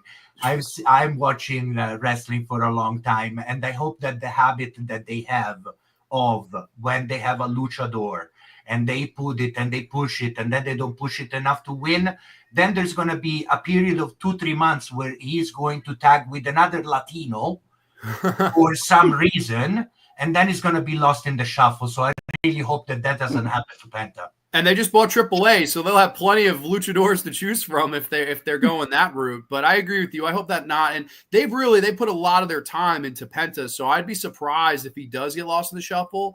But it could happen. I mean, it happened to Sin Cara. It happens to Kalisto. Who's to say it's not going to happen to Penta? You know what? A lot of them end up being like Temo Rey Mysterios. I'm sorry to say. So. Yeah, Rey Mysterio is like arguably the best luchador, one of the best wrestlers. I love Rey Mysterio. But yeah, no, it is hard to kind of recapture that gimmick. That gimmick was just, Rey was just one of those guys that's so likable. Yeah, he's the one that like made it, basically. He's the main one that made it. So it's kind of hard to follow that. Yeah. Bored again at work, classic Drew. My main man, Drew, can do no wrong. Not sure if I believe in Joe Hendry, though. Oh, we'll get to Joe Hendry. Did you all see all the wrestlers were wearing those patches on their trunks, sponsored their out? I didn't notice that. Did anybody else? Yeah. I thought their entrances, some of them were forced to do product entrances. And I'm like, look, this is going too far. Y'all are making billions of dollars a year. You don't need to have ads everywhere. It feels like they got every frame of the show. They got to have an ad somewhere. They've really hoard out the ring too. Like every spot of the ring has an advertise, and the Prime shit on the side. I'm like, nobody likes Prime. Like, I bet you Logan Paul doesn't even like Prime. He just likes the money it gets him. Stone Cold tried to make folks bleed, crashed it into the barrier with the. That was crazy. We'll get there. That's coming up. They do make those tasty ice cream. Those ice cream cones look tasty. I sure wanted one after the match. Well, I think we all wanted some ice cream after that match. Lie, cheat, and steal. I didn't see it coming. I loved it. Okay. Caught highlights of SmackDown. Last night, Priest interfered with the match of Knight and Drew. Okay, so yeah, they're not dropping him off TV. He's going to be. Sounds like I guess he's not taking any time off. They are about to repeat the Finn Damien story where he pretends he's happy for Dom, but then turns on him. That's fucking lazy. I hope if they do that angle bend that Finn wrestles Demon Finn. Yeah, we all want to see Demon Finn again for sure. He'll tag with Rey Fenix. Yeah, Topps did patches on their suit, so I could cut it, but put it in a trading card deck after. Of course. Because from the trend of the sponsors, John, that we saw and we're seeing, I was surprised not to see LA Knight coming, doing an entrance with a rocket that looks like a Slim Jim. That one, I was expecting something like that. I would have loved that. That would have, at least, because that's been Slim Jim's been with wrestling since Randy Savage. Unfortunately, LA Knight is the most famous thing that he's famous for. They always be in those commercials with wrestlers. Like Slim Jim makes sense. I don't fucking. I think Bianca was on the commercial too with fucking LA Knight. She is in one of the Slim Jim commercials. Bianca comes out, and fuck you too, Slim Jim. You pay LA Knight more than me. That would be fun. Next match here, though, speaking of people who we do or do not believe in, Randy Orton in his 20th WrestleMania match, of course, was supposed to be facing Kevin Owens here. Get well soon, Kevin Owens. Probably my favorite male wrestler they have. I love Kevin Owens, but Randy's a legend, Hall of Famer, and there's going to be a lot of talk of the surprise opponent here. I heard people throw out Uncle Howdy. Heard people throw out even Brock Lesnar, which would have been bizarre. It ends up being Joe Hendry, the TNA World Champion, in a squash match. This match goes about 3 minutes. Hendry gets a nice pop. He gets an RKO out of nowhere and an RKO after the match. I mean, really cool to see Joe Hendry. I popped. I loved it, but maybe I'm in the minority here. I felt like they should have had a fucking match, like an actual match, but everyone seemed to say that he needed to be squashed and get the hell out of there. I don't know. Are you guys in that boat too? After I first watched the match, I was like, yeah, I mean, I didn't see too much wrong with it, but man, the more I do think about it, I do see some stuff wrong with this match because yes, do I think Joe Hendry should have won this match? Nah, he shouldn't have won. But I still don't think you should have had him get almost squashed out there. It felt like they barely wrestled. And this is that match went by like this. That match went by like this. It wasn't even like and that's their world champion. And like people want to say like, well, WWE, they're gonna help TNA. They're not gonna do what AEW did. And I'm like, they have, but also when has TNA recently benefited from anything? Honestly, it looked like they told Randy Orton, you gotta pop up for WrestleMania. We want to see you. Randy Orton was like, but I don't want to do no work though. All right, no problem. You're gonna be in the match for like 2 seconds. You just pop up, just do an RKO real quick, squash that shit. Okay. Yeah. No, I agree. And not even a cool entrance for him. Nothing. Joe Hendry came out and it was cool. And then he got a few moves in, got beat up, got a few more moves in, got beat up, beat. And then he got RKO'd twice. And I'm like, there could have been more to that match, You had Joe Hendry versus Randy Orton. It should be a dream match in a way. You have young up-and-coming talent versus a legend, and that's the best you give us is like a 10-minute squash. It felt like the mentality from the people that put it together was like, you should be thankful you get 1 minute of this, let alone 3. Whereas, like, I think you could have really turned a negative situation with Kevin, who couldn't compete because of the neck injury. You could have had them go at least 10, 15 minutes, and then, oh my God, they were a big surprise, a fun surprise. It was still a fun surprise. It's cool Joe Hendry got a WrestleMania payday and got to work with a guy like Randy. It's cool. Like, the glass is half full, I guess, but I just wish it could have been filled to the brim, is what I'm saying. But I don't know. I think that for me, the biggest disappointment to don't have a match was I was still hoping for KO to show up out of nowhere. And thinking that the injury was all a work. But I guess that now we're really thinking that KO is going to be out for a while, and they're talking about the career-ending injury, which I hope is not correct. But if it is, it's a shame. I don't like the direction they're going with Randy Orton, with the person that won the main event of night 2. For me, this is again and again and again. I watched this 25 years ago, and I don't want to watch it again. I wanted to see something different for Randy Orton and for John Cena. them together again. Well, I'm pretty sure they are gonna fight each other now at Backlash. You'll see. Yeah, that's what he's saying. He's saying he doesn't want to see it again. Yeah, that SmackDown promo. They're gonna fight each other in Backlash. No. Yeah, it's funny because that match in 2014, when they did that match, they booed him out of the building because they had seen it. And now 11 years later, it's like everyone's like, oh, you know what? Let's see that again. And it's like, wow, it's crazy what you can or cannot. Now everything is flipped though, because now John Cena is the heel and fucking Randy Orton is the face. I never thought I would see Randy Orton as the face. That's wild. Yeah, it is, considering like all the stuff. I remember Randy Orton beat up John Cena's dad and like punted his dad, and Randy Orton tried to blow John Cena up with the pyro. That was crazy. Yes. In the promo, Randy Orton literally says to John Cena something like, "What kind of fucked up world we live in, where I'm the good guy and you're the bad guy?" Yeah. No, I mean, I get what Mateo's saying though. Like, we've seen it, but I'm not. I saw the segment and I didn't think it was a bad segment. Like Cena yelling at the 6-year-old kid, I was like, holy shit! Like, he's like, I've raised your kids.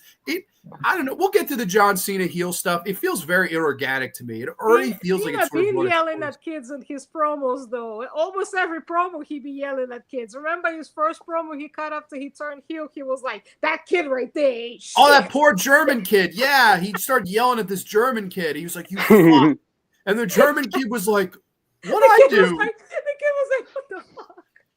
But I can say about that kid right there, shit. What were you gonna say, Mateo? If I want to say something, we said, the 3 minutes, there were not enough. At the same time, we're talking of the TNA champion against a walking Hall of Famer. Like, that man has given like 30 years to the business, doing so much things that 3 minutes are enough. You know, like, it's Randy Orton. We're not talking about if he was going against someone else, I understand. But, you know. I'm not. I guess it wasn't like a disgrace or anything. I kind of was like, they could really surprise us right now. This could be a great match, and it just was like, nah, get everybody out of there. It felt very kind of disappointing because it just went by like that. And yeah, it makes sense. Obviously, Randy Orton is stronger than the other guy. I forgot his name. He's gonna beat him, obviously, but it was still just. Curly's like, he wasn't there long enough for me to believe in him. It's like. I don't even. What is your name? It doesn't matter what you name. What you think, man? Got your thoughts. What you think of this match? Me? Yeah. I just want to say something real quick because I forgot to speak on it, but I love the Fatal 4-Way match. I thought it had a great finish. But getting back to this match, I'm glad Joe Hendry got his moment. They could have done more with it, but and they could have brought in other people and maybe had a better match, but I don't think this match was going to be any longer than what it was. I think they're like, I think the mentality was, let's get the cheap pop, let's give the kid his moment, like give Joe Hendry his moment, and then move him along. And I feel like that, I don't think we were going to get any more than that. And I was kind of, because Kevin and Randy was my match. That was my Mania match that I was most excited for. And then at first I'm like, I hope it's a work, but it wasn't. And this was okay. Like, it was fine. I'm glad Joe Hendry got his moment, but it's nothing to write home about. It was fun, but, it could have been cool for them having a longer match, but I think that was never in the cards. I agree. I think you're exactly right. You're exactly right on everything. Like, that is exactly what their mentality was. Give the kid his moment. Let's move the show along. That was it. But I'm happy he got his moment. I am happy for him. Me too. It was cool. And I saw him in the interview after. He was glowing. He was so fucking happy. So I was like, really cool. And I hope Joe Hendry, has a good career. I'm excited to see when he does come to the main roster because he's likable and he's over. And I don't know. I'm all for Joe Hendry. I'm with it. I think it's going to be exciting when he does come to the main roster. Moving on to the next match, though. This match got way too much time to me. This was a snooze to me. This is Logan Paul versus AJ Styles.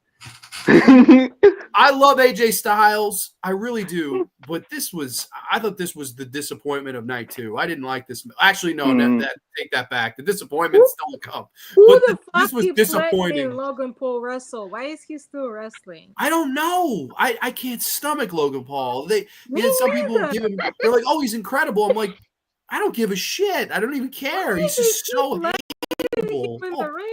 Stop. I don't know. I hate Logan Paul. I feel bad AJ Styles had to carry this bum for 18 minutes, but that's just me. What do you guys think? I'm sorry. I know I hate Logan Paul. I'll go first because I know I'll let somebody else go later. But I didn't hate the match. I really liked the match. I thought it was a good match. I liked the part with the curtain. I used to hate on Logan Paul too. He's a shitty ass human being, but there's a lot of shitty ass human beings in wrestling, let's be honest. The Rock. But I thought it was a fun match. I think Logan's a pretty good wrestler. He's a pretty good heel. I had fun with the finish, and like I said, I like the apron spot. That's the spot I remember the most, and I thought they put on a decent match. I'll give the devil his due. I'll give Logan his due. They put on a good match, and I'm not even a big fan of Logan Paul. Like, fuck Prime, but I'll give the devil his due. Okay, I appreciate that. Did anybody else? Did you guys like this match? I'll go quick then. I don't swear usually, but I agree. Fuck Prime. Fuck Logan Paul. For me, it was a waste of time that could have been given to someone else. I was ashamed that at the end AJ Styles didn't win, and they let Logan Paul win, which I want to talk personally to him, and I want to let him know that with Puncher, you're not William Regal, and you're not definitely Ric Flair enough with the brass knuckles. And I was hoping that in the entrance the drone would end up somewhere, but it didn't. But terrible match. Terrible. I agree with you. Terrible. Fucking horrible. I'm sorry. I swear a lot. Y'all don't know you could swear all you want on here. It's I like fine. to cuss a lot. Fuck Logan Paul. I can't fucking stand him. This is another one. Him and Gunther. Y'all on my list. Wait, who do you hate more, Gunther or Logan Paul? Honestly, I think I hate Logan Paul more because at least Gunther, like you like okay, Gunther, I don't like him, but he's like a true heel, like you really hate him. There is certain heels that you don't even like. Logan Paul is just annoying. You don't even love to hate him. He's just fucking annoying. Like, go away. I agree. I think, and that's a lot of people say, oh, well, he's hateable in real life, so that makes him a great heel. I don't think it works that way. Not necessarily. Yeah, I don't think that makes it any better. But there's the difference between heel and douchebag. Like, I think there's a difference.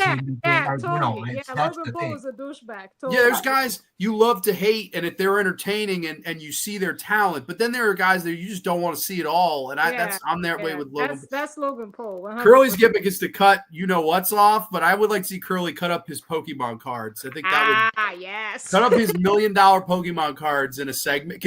I can't believe they haven't done that as a segment. Like somebody breaks into Logan Paul's house and destroys his Pokemon cards. He got a fake one recently. Like supposedly he paid $1 million for a Pokemon card, and he made a video on Instagram where he peeled. It was a sticker on a card. Oh my God, he got scammed. He got scammed. That's great. Good for his ass. Whoever did that to him, good job. Karma is a bitch. It is. I also say one last thing about this match. It went way too long. Like, why was this longer than the women's triple threat? Why was this longer than the Fatal 4-Way? This was longer than Jey Uso versus Gunther. Listen, they could have took the time from this match and put it in Randy Orton versus the other boy match. I would have rather seen them fight a 15-minute match than this. I mean, they should have extended that match and cut this match short because nobody want to see no 16-minute long match with fucking Logan Paul. And randomly, Karrion Kross shows up at the end of this fucking match. I was like, what? What? Who cares? I like Karrion Kross. And the entrance with the drone was like 6 minutes. Was never ending. You're gonna watch Randy Orton versus Joe Hendry twice before you get the drone stuff finished. I didn't give a shit. I'm sorry. I just didn't give a shit. Let me go. I'm sorry. We're neglecting the comments here. I'm sorry. Where the hell were we? I don't remember. I think we were. You mind if I chime in real quick? Yeah, I'm sorry. Go ahead. I'm sorry. Well, before I start, I want to say I may not like Logan Paul as a person. I agree. He is a idiot sometimes. He's embarrassing. Stupid idiot. But this being a WrestleMania review, there was bound to be a heel turn. Logan Paul is the future. Logan Paul is a future world champion. No. And I'm so glad that he won this match. And I'll drink Prime to that. No. How dare Oh my God, he did it! I didn't know he was actually gonna do it. You bastard! He just allied with Paul Heyman on Grande's. Curly, you see what you've done? Curly's just turned to dust because you're Thanos. See, Let the heat commence. Logan Paul booted out that old man I can AJ hear Styles. Curly, but I can't see her anymore. Gunter keeps sneaking behind me, out, okay? Gunter keeps sneaking behind me and choking me out. That's why this keeps happening. Hold on, I'm gonna leave and come back. Okay. Fucking Gunter, stop it. I don't think it was The match with the Prime, Nate. With the The Prime match was great. Oh, it tastes great. It tastes like victory, which is what Logan Paul got over AJ Styles. I'll stick with my Gatorade. It's better than Gatorade. It's better than everything. It's 20 calories, and it's good for you, despite what people want to say. Yeah, I love the match. Logan Paul, he may be a piece of shit person, but I will say, as a wrestler, Oh, what the fuck? great. I blacked out again. Prime for life, Logan Paul for life. Every time he say Logan Paul, I black out.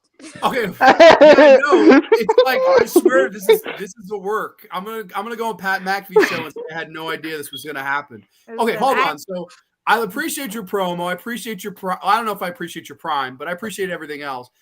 As a fan, because I know the four of us, we weren't too big on him. Although Trenchy said he was talented, given Devil. Him and Cody had one of the best matches. I really like the Logan and Cody match. Like I like Logan's matches. I would agree. So, okay, as a fan of Logan, where do you see him going from here? And you say you do think he's going to be a world champion in the future. Is that soon?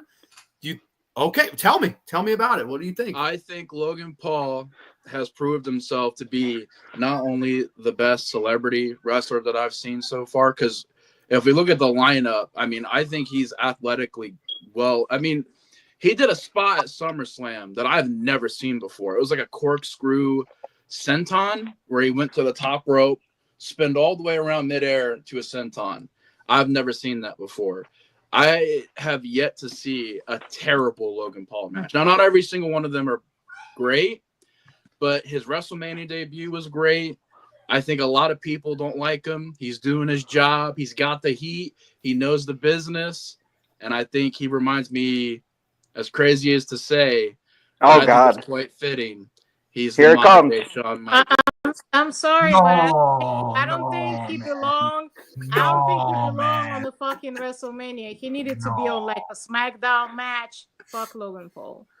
Anyway, we're allowed to. Girl, like, But I gotta put up with this all the time. When Logan Paul gets fired, he's the next Shawn Michaels. Logan Paul was Shawn Michaels. Don't ever say Shawn Michaels' name in the same sentence as Logan Paul.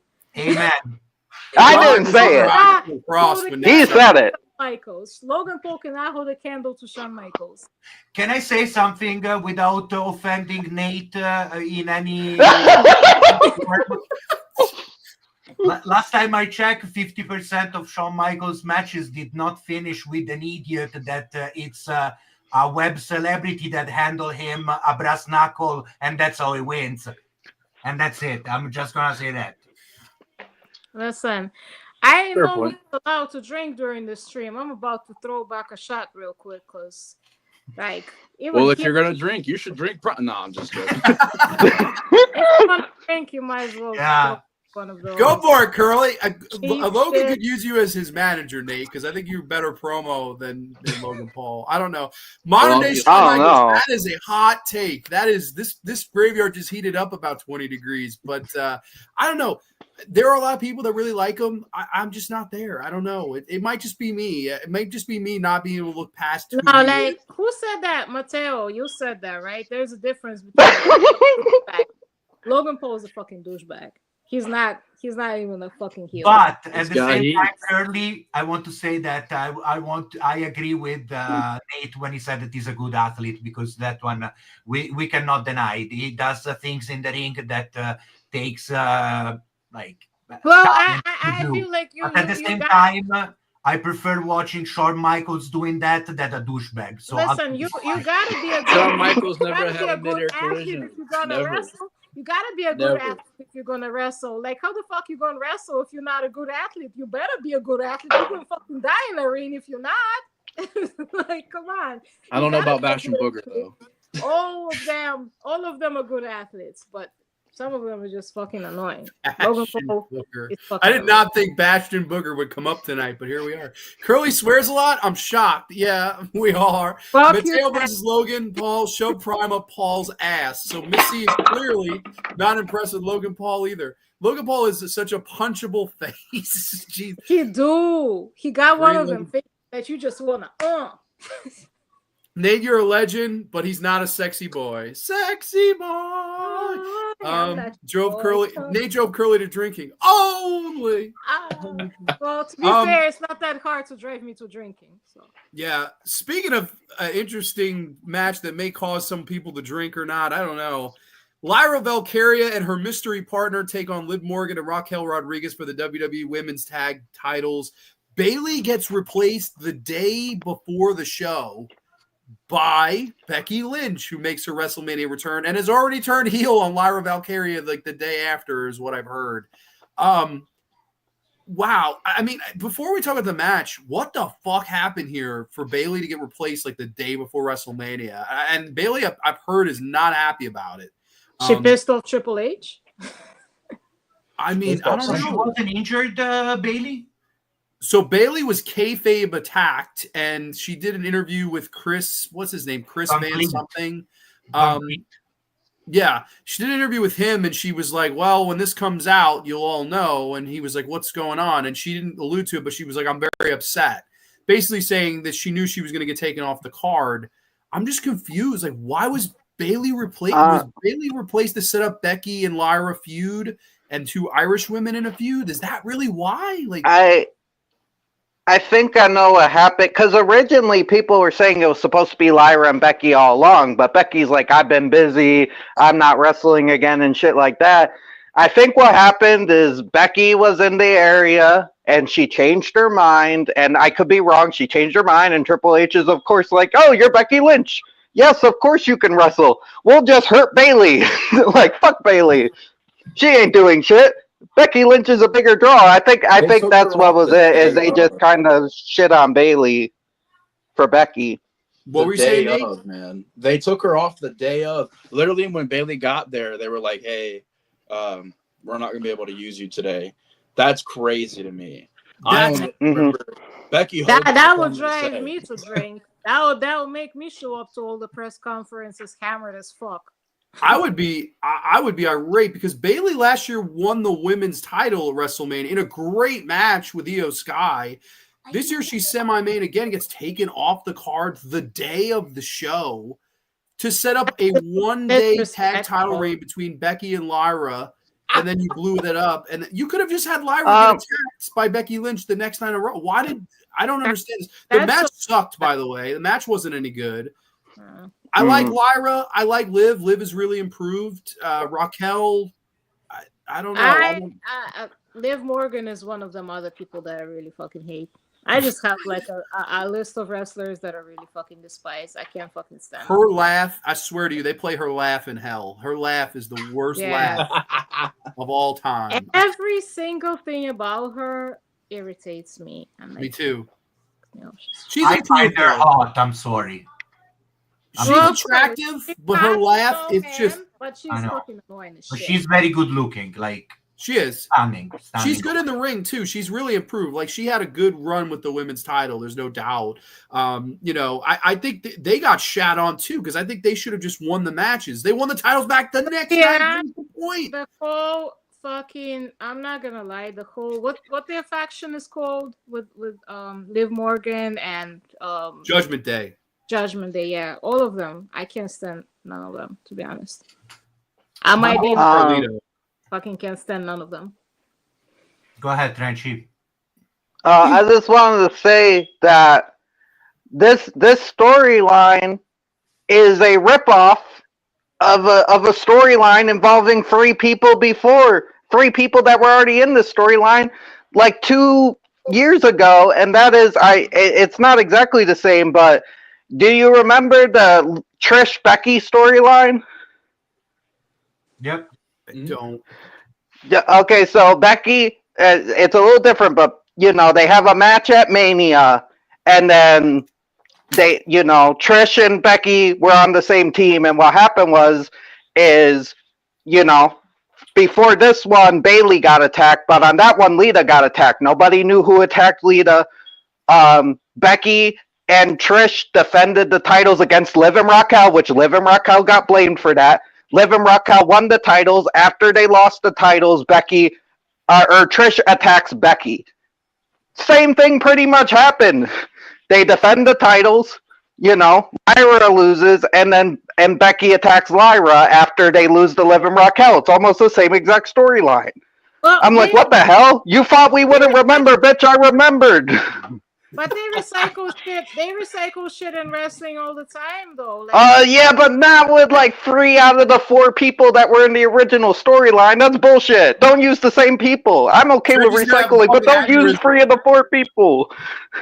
Yeah, but you're right. Don't use the same people. But at the same time, though, tell me that when Randy Orton handcuffed Triple H to the fucking mats and he kissed Stephanie McMahon in front of was not kind of the same. I mean, obviously not exactly the same, but to me it was similar. How Gunther zip-tied Jey Uso to the ring and bit the shit out of Jimmy in front of him. That was very similar. Imagine Gunther. Yeah, very similar. That would be crazy. Look, I'm okay with them using similar storylines, but my problem is this is like 2 years out. Like, at least that was like 10 years or whatever. This is 2 years out, and you're using 3 of the 4 people that were involved in the first one. This one triggered him, man. I've never heard Trench rant ever. This is amazing. This is a worldwide exclusive. He sounds more mad than good, so. I guess everyone when Nate was like, Triple H said, if it ain't broke, don't fix it. Yeah. I mean, you look okay. So Liv and Raquel get the belts back the next night, and then now they just use this to set up Lyra versus Becky, which I hope Lyra wins. I like Lyra Valkyria. I think she's really Lyra good. Yeah. She's a white meat babyface, but like I totally like her. I think that's somebody that they should keep pushing. But we'll see. We'll see where that goes. Something though that unfortunately we have to get to is the main event of WrestleMania 41, the last match of the show. That shit will drive me to drink. John Cena challenges Cody Rhodes for the undisputed WWE Championship. I am not even kidding you. I think this is the worst WrestleMania main event ever. It was the worst fucking match of the whole 2 nights. I'd have to agree. This was atrocious from top to bottom. And I really, really was hyped for this match. I'm right with Mateo. Like I want to rant about that shit so bad. Can I rant about it? Go ahead. Go for it. Because, like, first of all, okay. I feel like it was pretty obvious that John Cena was gonna win. Okay, that's cool. He was gonna win, but don't make the match so fucking uneven that is boring. John Cena dominates the match the whole time. Cody Rhodes barely does anything. All of a sudden, Cody Rhodes can't fight at all. Like, John Cena just whoops his ass throughout this whole match. Then out of the blue sky, fucking Travis Scott walks out of all people. Tries to interfere. Cody Rhodes crossroads him. Then John Cena tries to hit him with the belt. And for some reason, after Cody took it from him, he won't fucking hit John Cena with it. And John Cena is in there like, and Cody won't hit him with it. Didn't you hit him with the goddamn belt? He won't hit him with the belt. I guess because he's a face, but even if you're a face, the motherfucker was cheating. Hit him with the fucking belt. He hit him with the belt. They really made Cody look soft. Like they made Cody look so soft because the previous feud. Cody Rhodes like that. Like no, that's not I agree. Right. The Kevin Owens feud. The whole point of it was to show that Cody had aggression. Because that whole feud ends where Cody fucking Alabama slams Kevin Owens through fucking ladder. And retains the title. Cody ain't weak, but in this match, they make him seem like he couldn't throw a single fucking punch. He was like such a pussy this whole match. How the fuck did this Cody even won last year? Like, come on. It was terrible. It really was. I thought it betrayed Cody's character. I think Cody would have fucking stood up for himself here, but they didn't go that route. What did the rest of you guys think? Dad walked out. You know what? Next WrestleMania, let me walk out. I'm not a wrestler, but shit, we're letting people that's not wrestlers walk out. Let's walk out and shit and interfere in the match. I would be out there just like this, like, wow, shit. just karate curly. I don't know what the fuck I'm doing, but I'm a win. Let me walk out and hit somebody with one of my shot bottles. Shit.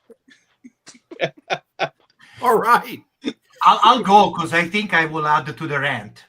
Go for it. Okay, so I'm ashamed to live in a world where John Cena has the same titles that Ric Flair to start with. Okay, so I think that that's already a hot start. I also think that when everything started and I saw for the first time fighting John Cena as a heel, I actually liked it. I was even more hyped because I'm like, I'm probably going to like this because it's the first time that I'm seeing John Cena wrestle as a heel, and I liked him a lot because he had a lot of holds, a lot of straight brawling. He didn't have like very heelish way of doing business at the beginning. Then Travis Scott comes, and for me, everything is ruined because we are not anymore at WrestleMania 1 when we need to find connection with MTV. I don't need celebrity involvement. We already have Logan Paul, and I'm going to stop because I have respect for Nate. But, it's not that. To say that it's the worst WrestleMania event of all time, I'm not... I disagree because I think that Hulk Hogan versus Sergeant Slaughter, that one was terrible with the war in Iraq going on. That was probably the worst, but we're close. Terrible. Fair enough. What about Grief Mania and Trench? Any thoughts on this main event? Should I go last? I'll probably go. I'll let Nick go next. I'll go last. To the rant. I respect your opinion, Mateo, and I respect anybody's opinion that says like, oh, well, The Miz versus John Cena was worse. Brock and Roman 2 was worse. WrestleMania 9. WrestleMania 9 is probably the only one where I'm like, okay, maybe that was about as bad. Ironically, both the Las Vegas ones. Vegas, yeah. Mm-hmm. But I'll take WrestleMania 11's main event. I'll take Miz and Cena. I'll take Rock and Cena too, which wasn't that great of a match. But this was an embarrassment to wrestling to me, this main event. It was one of the worst main events I've seen. And going into it, I was very excited. I was very excited for this match. I wanted to see what they could do. I wanted to see, do they get The Rock back? But no, first of all, fuck The Rock because he decided to stay in Hawaii and sip on cocktails watching WrestleMania instead of working while accepting his $1 million paycheck from WWE for doing absolutely nothing. And then him going on a podcast a day later and being like, you know what? I just felt like the final boss didn't need to be there. Well, of course he would say that. He didn't feel like doing anything. As CM Punk said, he's a bold fraud. Yeah, I don't always agree with CM Punk, but his rant he cut on The Rock was accurate. He's a fraud. He's just there to make money. He's there to be relevant.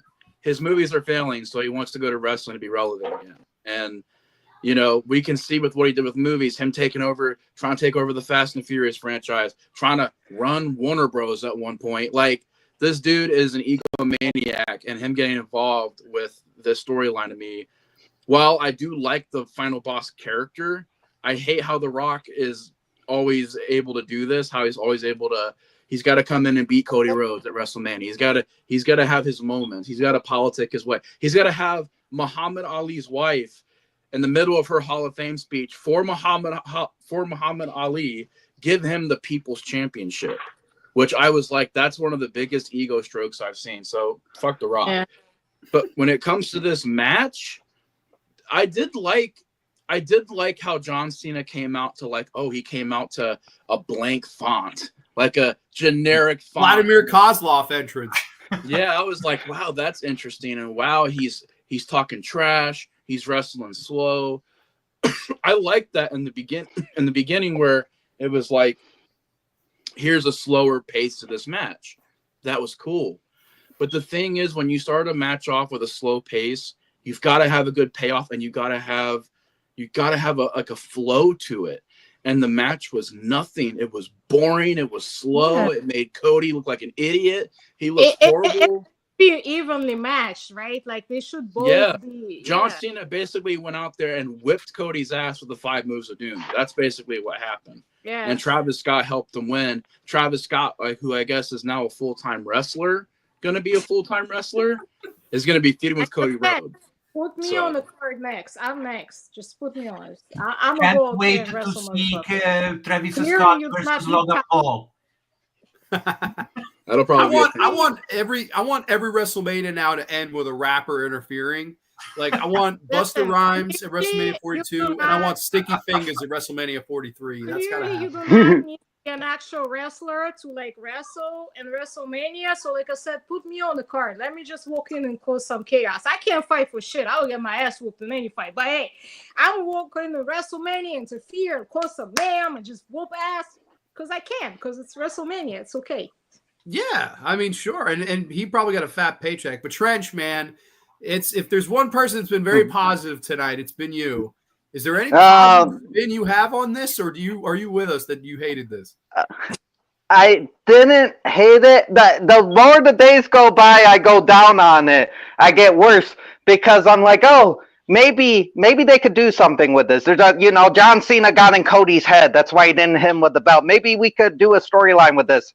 And then I saw them Xerox the fucking Becky Trish storyline, and then I hear The Rock talk and be like, my job was done. It was like, no, it wasn't, motherfucker. I know you don't understand basic storytelling, but it wasn't done. I know, Jesus, Rock. And then like people, it's just the more I hear the company talking, I'm like, I still like parts of the match. I like John Cena's like slow metheticalness. Now I do think Cody should have got more offense, because when he hit his little slap thing on Cena, I popped for that. I was starting to hate that move, but they made that move feel important again. And I'm like, yes, Cody, get him. But I feel like Cody needed more offense. John Cena needs to work on not calling his spots in the middle of the match, because you could just see it. He's just calling all his spots like worse than Jade Cargill, I think. But I don't hate the match. I do think it has gone down, because I did say at first it was better than Hogan and Bundy. No, it's not. Hogan and Bundy's still better. But they need to like build Cody back up. They need to do something. But I'm afraid they're not going to do the work, because they've just been being lazy, apparently. And fuck Travis Scott. He should not have been involved. Yes, he's involved in the storyline, but it should have been The Rock and Travis Scott if you're going to use Travis Scott. But no, The Rock just thinks he can come in and do whatever he wants and leave. So, yeah, I think that's part of the problem. So I like parts of the match. I don't hate the match, but it just feels like you really need to pick up this fumble and do something with it. And I don't think they are, because they're fucking lazy. Yeah. I mean, to me, what's ruined in this too is the fact that this is the 17th win, right? They did all this work to have Cena turn so Cody's shine wouldn't be lost. It sounded like Vegas was all for Cena. They were cheering for the heel here, which was interesting because I mean, they hadn't really turned on Cody up until this weekend. It seemed like that's when the crowd was like. Have you seen? I'm sorry to cut you off, but have you seen, I forgot which promo it was, but it was some promo. Maybe it was Raw on Netflix. I forgot which one it was, but it's one promo where, like, it's after Cena turned heel. When he walks out, his theme music plays out. At first, the crowd cheers, but then I guess they remember that he's supposed to be a heel, so they start abruptly booing. Like, it's funny as fuck. He starts with them like, woo, then they just woo. Yeah, I used to love the boom. I think, like, if I was a John Cena fan and I really was pulling for him to win number 17, and then this is, that's your GOAT. That's how he wins number 17, the record-breaking title win. A rapper came down, helped you. Then you have a horrible-looking tug-of-war for the title. Cody can't bring himself to hit you with it. After he broke Kevin Owens through a ladder, I mean, I just don't. It made Cody look soft. It made Cody look soft. They disrespected the fuck out of Cody, and honestly, it makes John Cena look bad too, because like he had to have Travis Scott help him win. Really? And I hate Scott, the idea. That's not even a wrestler. I hate the idea that John Cena now is over here like, well, and people that are also like Triple H and all of them, because they're trying to defend this with their lives. They're like, no, y'all don't understand. It's a work. Relax. It's just a storyline. Oh, that shit. Yeah, and they're it's a fucked up storyline. It's a shitty It is. Yeah. It's a horrible storyline that makes no sense, but they're also over here like saying that Cena wrestled bad on purpose. Would you expect? I saw that too. And I'm like, y'all are idiots for thinking that. And if y'all really did do it on purpose, why would you do that? Now, first of all, why would you do that? And second of all, after he pins Cody and Cody gets counted out 1, 2, 3, and John Cena sits up and he's like this, whatever. Like, I did that shit. Like, why would you sit up like that if you wrestled bad on purpose? It seems like too the company are not taking the criticism well. Like, this did not, I mean, for the majority of us, we did not like this main event. I have not heard many people say that was a great WrestleMania main event. I haven't heard one person say it was. Neither have I. So to continuously defend what they did, it's amazing to me because, there were a lot of things I liked. I liked the 4-way. I liked the U.S. title match. I liked both triple threats. There were good things about this WrestleMania. Yeah. I'm not saying it was this big piece of shit. But to defend this the way they are, it just seems so petty. Like, and it makes sense for John Cena to win, right? Because I feel like what it's building up to is John Cena won. And now, like, Randy Orton is challenging him. I believe Randy Orton's going to lose to him. I believe, like, everybody's going to now challenge John Cena to take this belt away from him before he, like, retires and takes this belt away from everybody, like how he keeps threatening to. It's going to be a reign of terror. Everybody's going to keep on challenging him for this belt, and everybody's going to keep losing to him until right about before he's going to retire. Then somebody's going to finally beat him and take that belt away from him. So I get it that he was going to win over Cody in WrestleMania, but again, like, at least let Cody, like, let it be an even match. Like, let Cody throw in some punches. Let them actually, like, fight each other. Don't really be like John Cena just threw him all around the fucking ring. Like, come on, it's. What were you gonna say, Mateo? Yeah. I just want to say that, we were talking about making mistakes. They don't need to make a mistake. For me, the fact that now at Backlash, we're seeing John Cena versus Randy Orton, it's already a fact that they made a mistake and they admit it because they dropped completely Cody Rhodes from the picture because they made it look too weak in that match. So that they don't want to repropone him in another match. And what's now for Cody Rhodes? Is it a vacation, forced vacation because he looked too weak in WrestleMania? I feel like they made a mistake and they're admitting it with the main event of Backlash. Maybe Cody Rhodes low-key wanted a vacation. Maybe they gave him one. They were like, you're going to lose this match, but we're going to give you this vacation. You can spend some time away with your family, with your kid, with your wife, whatever.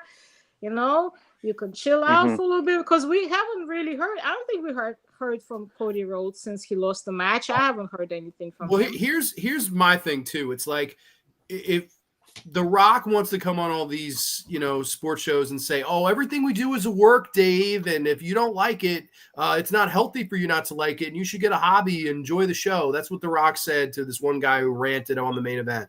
Okay, if that's your situation, you're telling me that every one of these guys was in the creative room and they came up. This was the finish you came up with. This was this big finish to win number 17 to end the biggest show of your year, the biggest match of your year, WrestleMania Night 2 main event. This was what you came up with, and nobody shot that down. If I'm John Cena, I'm not doing that. It should have been just between he and Cody. I don't have a problem with Cena winning. If it ends where Cena hits Cody with the belt, quick pin, I win. Okay, whatever. I would have liked a better match, but at least we didn't get any outside people involved that aren't along with the product. And it's a situation now where, okay, you know, you want to defend it, you want to back what you did. Nobody liked it. Like, it was a bad move. Why can't you just take accountability and criticism and say, hey, you know what? We thought this would work. It didn't. Let's try to do better. But no, it's just, oh, we're all marks. You're all fucking idiots. That's what they're doing. They're pointing the finger at us. It's like, nobody, your drumstick sponsored match sucked. Yeah. And everyone is pretty much unanimous in that it sucked. If we have to bring up Bret Hart versus Yokozuna, if we have to bring up fucking Lawrence Taylor versus Bam Bam Bigelow, you fucked up. Like, you did. It's not even for debate, but they want to debate it. So I don't know. This was a piss poor ending. It soured me on this whole WrestleMania as a whole. It was like a match. It's a main event, right? It's the match that you look forward the most to see, and to have it to be so botched and so disappointing, it's like a slap in the face. I'm sorry. I agree. It was a slap in the face. Like, and which begs me to answer the question: what do you rank this WrestleMania as a letter grade from an A to an F? Because both nights, the whole weekend as a whole, what would you grade this show? It's a C for me. I'm tempted to give it a B plus because the matches that I did like in it, I really fucking liked. But then the ones that I hated, I really fucking hated. So I'm in the same ballpark. I will give it a B minus. I would say the show was a B before this main event, and this main event dropped to like a C minus for me. It like horrible. Like, this is the most important match of your weekend, and it was the worst match of the whole 2 nights. So yeah, this was bad. I thought the AJ Styles Logan Paul match was bad. Tiffy Stratton, versus Charlotte Flair, I thought sucked. Those 3 matches really hurt this show. And if you compare the main event for this WrestleMania to the main event of the last WrestleMania when Cody Rhodes defeated, there's no not even it's comparing. not even the same because that shit No. was so emotional. That match was so fucking good. It was very evenly paced. Like, it was, you never knew which one of them was gonna win. And a lot of times it seemed like Cody was gonna win. A lot of times it seemed like Roman was gonna win. And they had all these outside interferences, but from actual like wrestlers, and it was under the bloodline rules. It was so good. And when Cody won, it felt very emotional. And everybody else got in the ring with him, and it was a real celebration. When John Cena won, ain't nobody fucking really celebrated it other than fucking Travis Scott. And again, I saw people posting 17-time champion. I'm like, that's your, like, what? You're proud of that? I wouldn't be proud of that. I would be so Nobody pissed if I was John Cena. Literally nobody was in the ring with John Cena other than Travis Scott celebrating. And I get it, it's maybe because he's a heel or whatever, but still, it just felt so underwhelming compared to last year's WrestleMania. It felt very underwhelming. If last year, I'll agree with that. Yeah. If last year WrestleMania would have had, instead of Undertaker, Stone Cold interfering, that main event would have been perfect. Like, perfect. I agree. Yeah, that would have been instead crazy. of having it this year and running over the audience. I think would have been a better thing to have. I mean, like, last year's WrestleMania, it was so many people interfering because, like, it gives the vibe that so many people gave a fuck how this match would end. This year, only one person interfered, Travis Scott. What it tells you, ain't nobody gave a fuck how this was gonna end. Like, nobody gave a shit. And another thing I want to point out is Cody never got his receipt. Some people are saying he did get his receipt. He did a crossroads. It's like, no, that's a regular wrestling move that was safe. He needed to like do something, like hit him in the back really hard with a chair, or do something. Try to get the dude CTE. He broke your eardrum. Like, fuck Travis Scott. This match was so unevenly paced. It's not even funny. Yeah. Letter grades. Like, get your receipt. Cody didn't get to do nothing in this match. Yeah. I'll give it. It's hard. I usually I try to watch it a few times before I do this, but I'll go with Mateo and give it like a B minus, because the matches that were really good were really good. But there could have been more pizzazz and more story, and there could have been some bigger moments. And the matches that really dropped the ball really did drop the ball. So Yeah. I'll give it that. The B minus I think is fair. How about I you, might Nate? change You that lower later. than me? I mean, I'm real in the middle of this WrestleMania, so I'm gonna give it a C. This ending severely, it affected so many things, and that's the thing that they got to realize is that somebody backstage has to grow a pair and tell The Rock, hey, this is their storyline. I don't care, because I don't like this excuse of them using the excuse also that because they have all these reasons why this happened. Well, The Rock needed to get involved because ticket sales were low. And I'm like, dude, this is WrestleMania. Like, and then they were saying that Chambers tickets were low. And I'm like, so are you basically saying that you don't trust your talent so much that every time the number drops, you're just going to bring in The Rock to just do something random? Which to me ruins the quality of the storyline. And with how they built Cody, it was very important for them at this stage in the game to not fuck up his character, because he's going to be your guy moving. He's going to be your John Cena, your Hulk Hogan, which fuck him too. But he's going to be the guy that's going to push the merch to inspire people to, bring the product out there. And you have to build Cody to that level.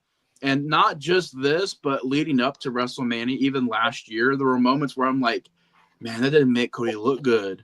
Man, Cody didn't look good from that. And it all built to this where I'm just like, I don't know what they do with Cody now. Now he's getting booed by the audience. He's not over anymore. I mean, he's probably still going to be over, but he's not as over as he was. I don't know. Other than the generic redemption arc where it's I like, 1,000% think that's what they'll do. He'll win it back. They fuck Cody really hard on this WrestleMania. I'm not gonna lie. And But I like when is he gonna win it back? Because how long is Cena going to extend his retirement? That's maybe he's gonna be the last guy that finally beats Cena right before Cena's I think about so. to retire. I would say December, Cody will be the champion again. It'll be December. It'll be the end of the year. I feel like they're gonna keep on having all these like other wrestlers keep going and Cena trying to take the belt from him before he disappears with it for good, and they're gonna keep losing to him. And then right about he's about to retire, Cody would come back and finish the story. Yep, exactly what I think what they'll do. They'll do Punk versus Cena. They'll do every nostalgic. Yeah, they would throw everybody at Cena, everybody, and he gonna keep on winning and winning and winning. And then like right about when he's about to retire, Cody would come in. Cody would beat his ass. I think so too. Cody wins the Money in the Bank. That's a good question. I would say whoever wins Money in the Bank will go against Jay. I think Jay is going to be the guy. Real quick, wouldn't it be funny as fuck though if at Backlash when Cody fights Randy Orton, John Cena fights Randy Orton, if Cody Rhodes is the fucking referee? Wouldn't it be funny as fuck? I want them to bring back Ted DiBiase and fucking Dream Street John Cena. That would be great. But the only unfortunate thing is Ted DiBiase's probably going to jail. Senior or junior? Junior. He got stuck with the money laundering. Everyone's got a price for the $1 Million Man, Mateo. Yeah, I know. I thought he was in jail. He's not in jail?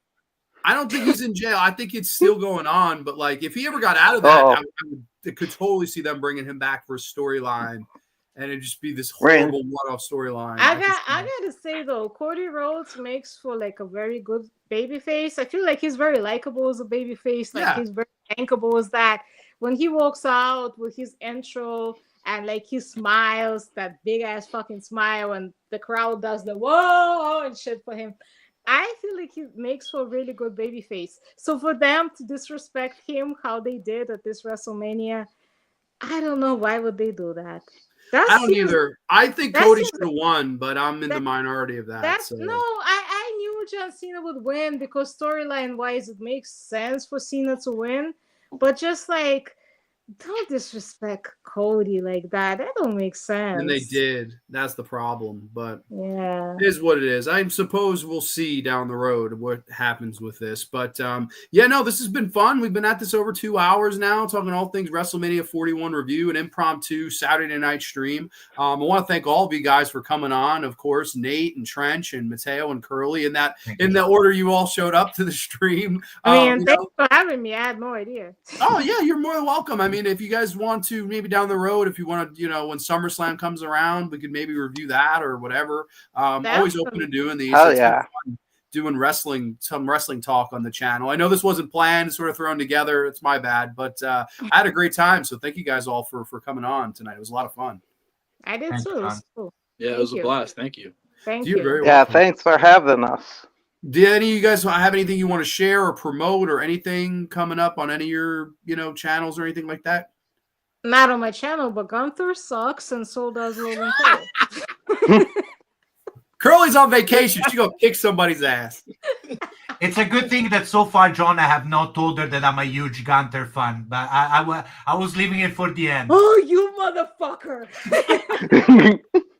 I don't know what was worse, was the Nate Prime turn on Mateo, or now this Curly's going to cut a promo on Mateo. But everybody, thank you so much for watching. This was a lot of fun. In the chat, thank you so much for tuning in, and we will catch you this Thursday for the underrated versus overrated horror movies, volume number 4. I'm very excited to bring out the trash bag of fuck and the gulp of gold, only on the Graveyard. Too sweet peace. Have a great rest of the weekend, everybody. Good night. Bye. Stay frosty.